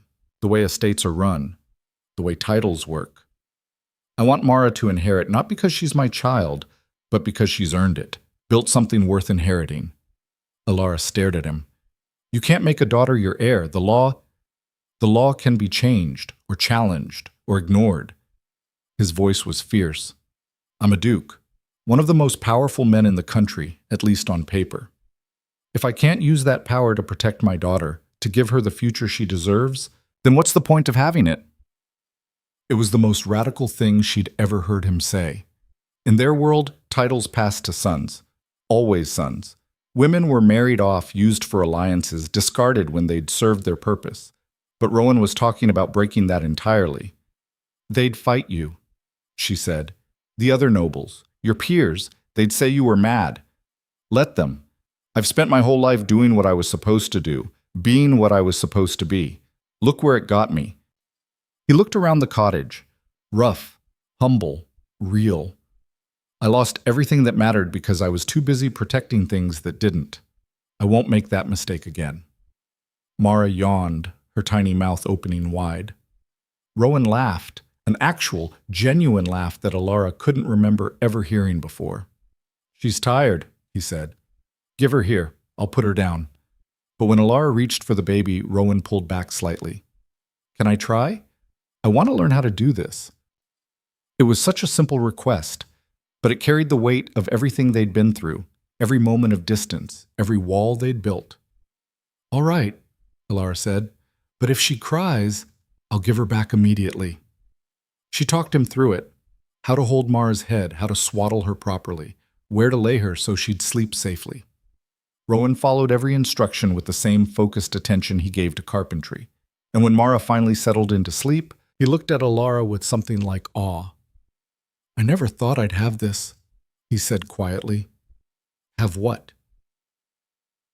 A family, a real one, not the cold, formal arrangement I grew up with, but this.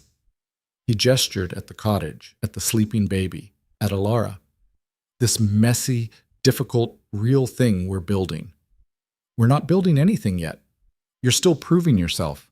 I know, but I will. I'll prove it every day until you believe me. He stood, careful not to wake Mara. Thank you for letting me hold her. I know I haven't earned that right yet. You're starting to. The words hung between them. Not forgiveness, not yet, but the beginning of something that might eventually become it. The first snow came in early November, turning the valley white and silent. Winter had arrived, and with it, the real test of survival. Greta called a meeting in her cottage, the only building large enough to hold everyone. The villagers crowded in, their faces grim. We've got enough food for maybe 3 months if we're careful, she said. 4 if we're lucky and the hunting's good. Spring's 5 months away. That means we need to find more supplies, or people are going to starve. There's a town about 20 miles south, Finn said. We could send someone to trade. 20 miles in winter? That's a death sentence. So is starving. The argument went back and forth. Nobody had a good answer. The village had survived before by being careful, by rationing, by making do. But this year had been hard. The storm had destroyed supplies they'd been counting on. Rowan had been listening quietly. Now he spoke up. I could go. Everyone turned to look at him. You? Greta's voice was skeptical. You've been here barely 2 months. You don't know the terrain, don't know the weather patterns. You'd die before you made it halfway. Maybe, but I've got something the rest of you don't. What's that? A title, money in banks that I can access. Connections to merchants who will give me credit. He looked around the room. I can get us supplies. Real supplies. Enough to last the winter and then some. But I'll need help getting there and back. And what do you want in return? Marie asked suspiciously. Nothing. Just the chance to keep proving I'm not the man I was. Greta studied him for a long moment. Then she nodded. Finn goes with you. He knows the routes. You leave at first light, you get back as soon as possible. And if you're doing this for show, if you're planning to run, I'm not running. My family's here. Rowan glanced at Alara. I'm coming back. The journey took 6 days through brutal winter conditions. When Rowan and Finn finally returned, they were driving 2 wagons loaded with supplies: grain, dried meat, preserved vegetables, medicine, tools, cloth, everything the village needed to survive. The villagers stared in shock at the sheer amount of it. "How did you pay for all this?" Greta demanded. "I have accounts. Letters of credit. I signed everything over to you, the village. I mean, it's not mine anymore. It's ours."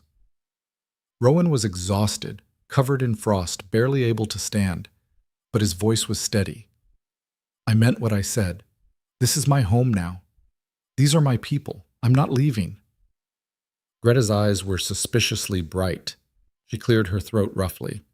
"Then welcome home," she said, properly this time. That night, the village held the closest thing to a celebration they could manage. Someone produced a bottle of liquor that had been saved for emergencies.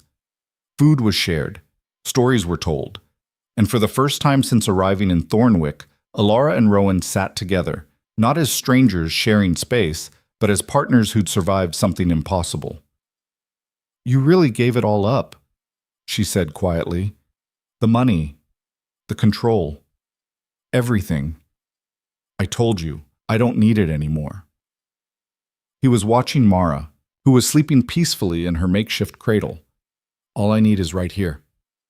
Alara reached out and took his hand. It was rough with calluses, scarred from work, nothing like the soft hands of the Duke she'd married.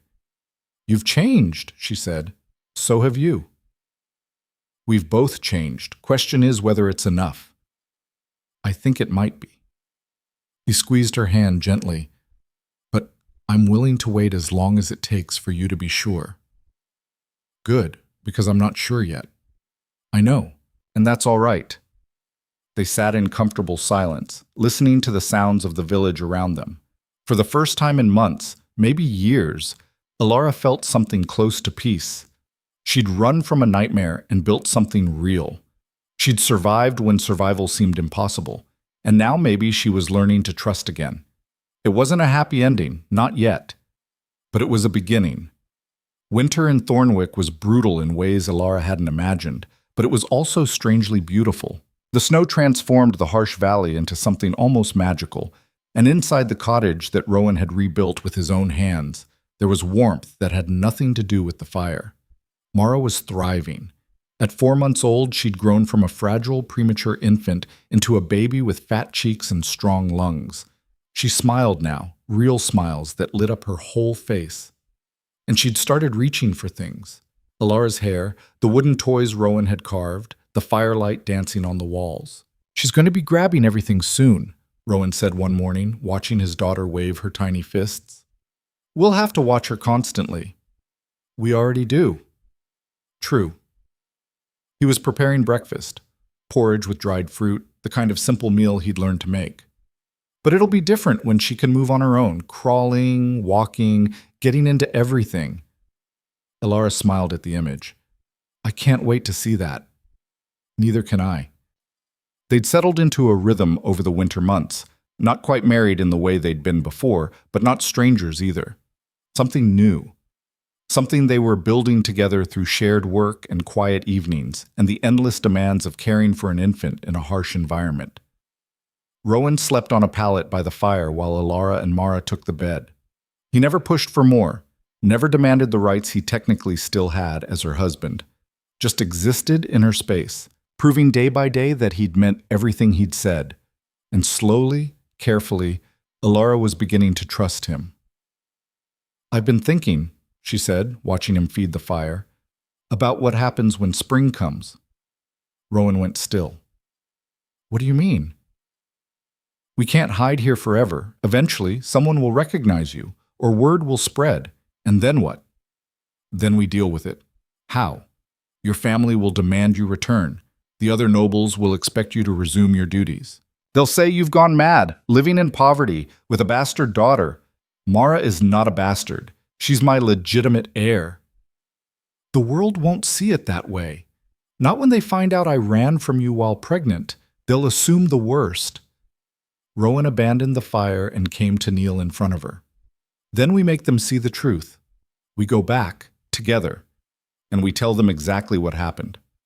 That I was a terrible husband who drove you away, that you survived against impossible odds, that our daughter is the rightful heir to everything I have, and anyone who says otherwise can go to hell.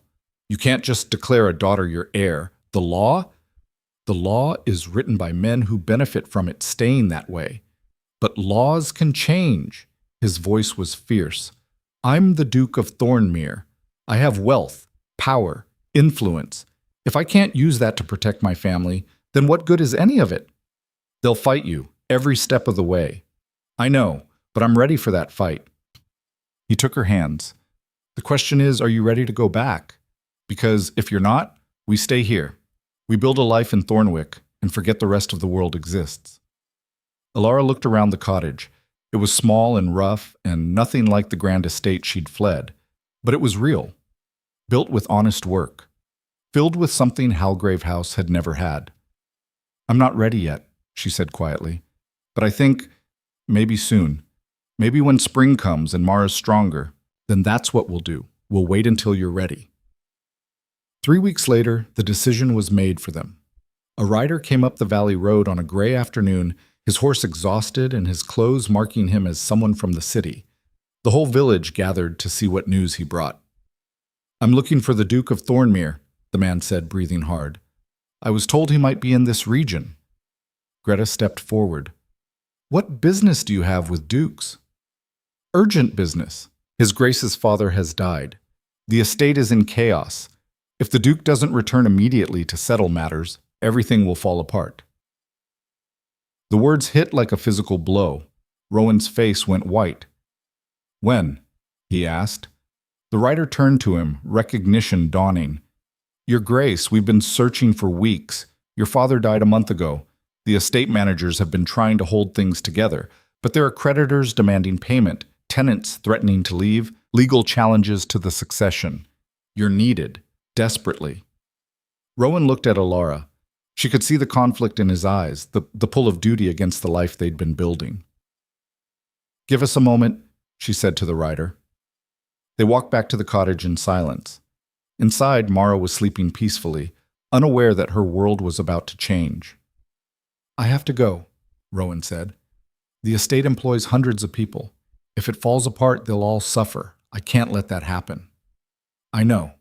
Come with me, please. Not as the invisible wife you were before, but as my partner, my equal. We'll face this together. Alara looked at her daughter, at the cottage, at the life they'd built from nothing. She'd run from that world once. The thought of going back terrified her, but she'd also changed. She wasn't the frightened girl who'd fled in the night anymore. She was someone who'd survived things that should have killed her, someone who'd built a life with her bare hands. She was ready to face them. All right, she said.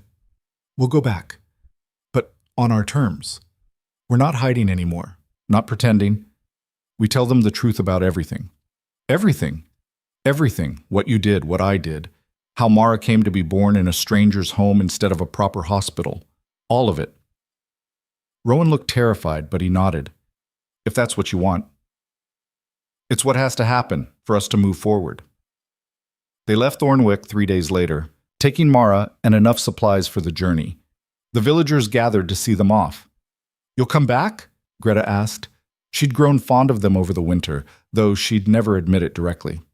We will, Alara promised. This place saved us. We won't forget that. See that you don't, and bring that baby to visit. I want to see her grow up. The journey back to Halgrave House took a week. With each mile, Alara felt the weight of her old life pressing down on her. The expectations, the judgments, the suffocating propriety of a world that had nearly destroyed her.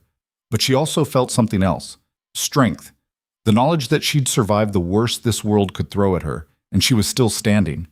When the estate finally came into view, dark stone against gray sky, exactly as she remembered, Rowan reached over and took her hand. We don't have to do this, he said. We can turn around right now, go back to Thornwick, and never look back. No, we face this together. The estate was in chaos, just as the rider had warned. Servants running everywhere, documents piled on every surface, voices raised in argument. When Rowan walked through the doors, the chaos stopped. "Your Grace!" Mrs. Petra stood at the base of the stairs, tears streaming down her face. "You came back." "I did, and I brought my family." The housekeeper's eyes went to Alara, widening in recognition and relief. "Your Grace, thank heavens." "We thought, when you disappeared."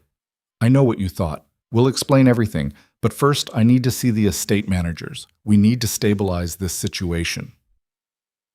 The next days were a blur of meetings and decisions. Rowan threw himself into the work of saving the estate, and to everyone's shock, Alara was at his side through all of it. Not sitting silently in the corner as she'd been expected to before, but actively participating, offering opinions, making suggestions. The estate managers didn't know what to make of it. "Your Grace," one of them said carefully to Rowan, "perhaps the Duchess should rest. This is hardly appropriate." "My wife knows more about running an estate than most of you combined," Rowan said flatly. "She'll be attending all meetings going forward. Anyone who has a problem with that can leave." No one left. Within 2 weeks, they'd stabilized the immediate crisis. Creditors were paid or negotiated with. Tenants were reassured. Legal challenges were met head-on. But the hardest part was still ahead. Rowan called for a gathering of all the major noble families, a formal reception at Halgrave House, the kind of event that would be attended by everyone who mattered in their world. "You're sure about this?" Alara asked the night before. Mara was sleeping between them. They'd moved her cradle into the master bedroom, and Rowan had started sleeping in his own bed again, though he never presumed more than Alara was willing to give. "I'm sure. We tell them the truth, all of it, and we let them make of it what they will." "They'll crucify you." "Maybe, but I'd rather be crucified for telling the truth than live one more day as the man I was before." The reception was exactly as terrible as Alara had feared.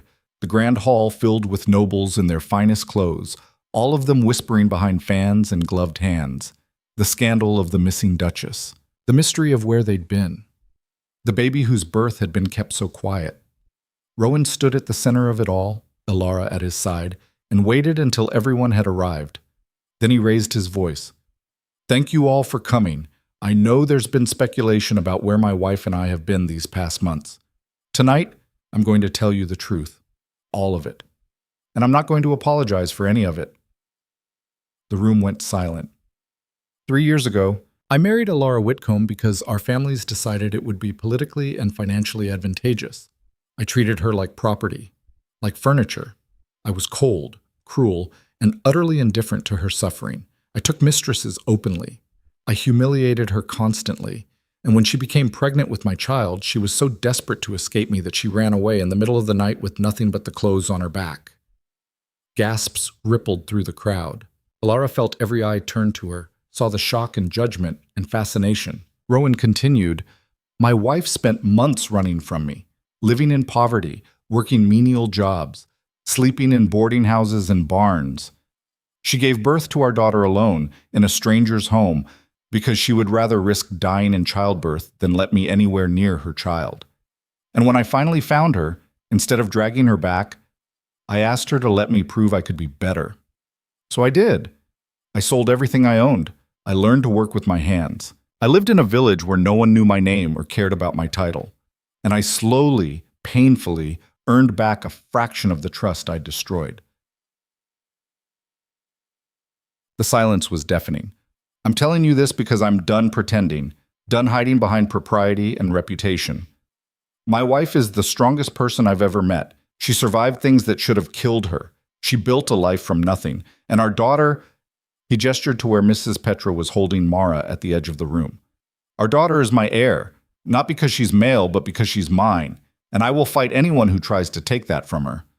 Lord Ashford, the same man who'd made snide comments at dinner months ago, stepped forward. "Your Grace, this is madness. You can't make a daughter your heir. The law is what we make it. And I'm using every ounce of power and influence I have to change it, starting now.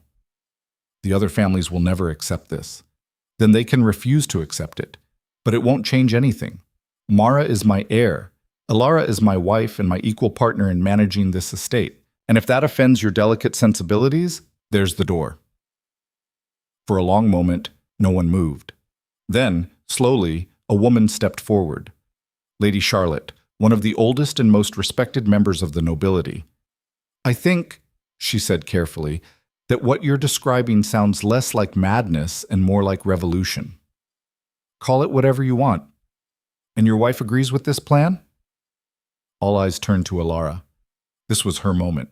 She could stay silent, let Rowan speak for her the way duchesses were expected to. Or she could do what she'd come here to do. "I do," she said clearly. "For 3 years, I was the invisible wife, expected to sit quietly and endure whatever was done to me. I won't live that way anymore. My daughter won't grow up in a world that treats women like bargaining chips. If that makes me a revolutionary, so be it." Lady Charlotte studied her for a long moment. Then she smiled. A real smile, sharp and approving. "Well, it's about time someone shook things up around here. I support you, both of you." "Charlotte, you can't be serious," Lord Ashford sputtered. "I'm entirely serious. I've watched too many women trapped in terrible marriages with no recourse. If the Duke of Thornmere wants to use his power to change that, I'm not going to stand in his way." She looked around the room. "Anyone else care to join me? Or are we all going to keep pretending that the current system is working?" Slowly, other women began stepping forward. Then some of the men, younger ones mostly, who'd seen the same cruelties Rowan was describing. Not everyone, but enough. By the end of the evening, the room was divided, half supporting them, half calling them mad. But they'd done it. They'd told the truth and survived. As the guests filed out, Rowan found Alara in the garden. She was sitting on a bench, staring up at the stars. "That was the most terrifying thing I've ever done," she said. "You were magnificent.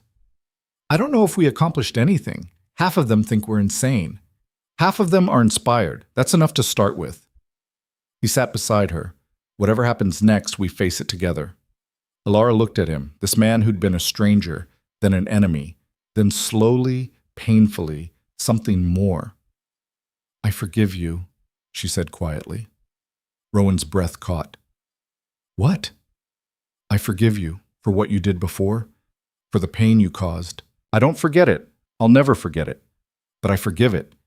Because you've spent every day since then proving you've changed, and I believe you now." Tears streamed down his face. "I don't deserve, probably not, but I'm giving it anyway." She took his hand. "We've both changed. We're both different people than we were. And maybe we can build something real now. Not the marriage we had before, but something honest. I'd like that more than anything." "Then let's try. Really try. No more walls, no more pretending. No more running, no more running. We stand and fight, together." He kissed her then, the first real kiss they'd shared in their entire marriage. It was tentative and awkward and nothing like the grand romantic gestures from novels. It was real. The reforms Rowan proposed didn't happen overnight. They faced resistance at every turn. Legal challenges, social ostracism, threats from other noble families who saw their traditional power structures being threatened. But they kept fighting. Rowan used his position to push for changes in inheritance laws. He opened the estate's books to Alara's management, giving her official authority that no duchess had held before. He brought other progressive nobles into the fold, building a coalition of people who wanted change. And gradually, impossibly, things began to shift. Other duchesses started demanding more say in their estates. Daughters started being named as backup heirs. The rigid social structures that had seemed unchangeable began to crack. It wasn't a revolution overnight, but it was the beginning of one. Mara grew up in this changing world. She learned to walk in the halls of Halgrave House, but she also spent summers in Thornwick, playing in the mud and learning the names of everyone in the village. She learned the manners of nobility, but also how to mend nets and cook over a fire and work with her hands. She was being raised to inherit everything, not just wealth and titles, but the knowledge of how people really lived, the understanding that privilege came with responsibility. On her 5th birthday, Rowan made it official. A formal declaration, backed by new laws he'd helped pass, naming Mara as his primary heir, the first female heir to a dukedom in the country's history. "How does it feel?" Alara asked him that night, after the celebration. Terrifying. Revolutionary. Right. All three? All three. They stood together on the terrace overlooking the estate, the same spot where Alara had stood years ago, feeling trapped and invisible and desperate. She didn't feel any of those things anymore. Do you ever regret it? Rowan asked quietly. Everything that happened. If you could go back and change it, I'd change how it started, Alara said. The cruelty, the suffering, that should never have happened. But the rest of it, the running, the surviving, the building something new? No, I don't regret that. It made us who we are. A couple of revolutionaries raising a daughter who's going to turn this whole system on its head. Sounds about right. Mara came running out onto the terrace, her dark hair flying, her face alight with joy. Mama, Papa, come see. The cook made a cake shaped like a horse. We're coming, little one. As they followed their daughter back inside, Alara caught Rowan's hand. He squeezed it gently, and she squeezed back. They'd built this. Not perfectly, not without scars and struggles and moments of doubt, but they'd built it together. A partnership, a family, a new kind of legacy. Years later, when historians would write about the social reforms that changed the structure of nobility, they would point to the Duke and Duchess of Thornmere as the catalyst, the couple who broke the old rules and wrote new ones. But that night, standing in the doorway watching their daughter investigate a horse-shaped cake, they were just a family, imperfect and complicated and real. And that was more than enough. Alara had started as the invisible wife who endured in silence. She'd become the woman who ran, who survived, who built something new from ashes. She'd proved that sometimes the most dangerous thing you can do is refuse to be invisible anymore. And in doing so, she'd changed everything, not just for herself, not just for her daughter, but for every woman who came after, who would grow up in a world where being invisible was no longer the only option. The wind picked up, carrying the scent of salt from the sea. Alara breathed it in and smiled. She'd come full circle. From the girl who'd stood on these same cliffs feeling trapped, to the woman who'd fled across the country, to the mother and partner and revolutionary standing here now. The journey had been brutal, but it had been worth it, every step of the way.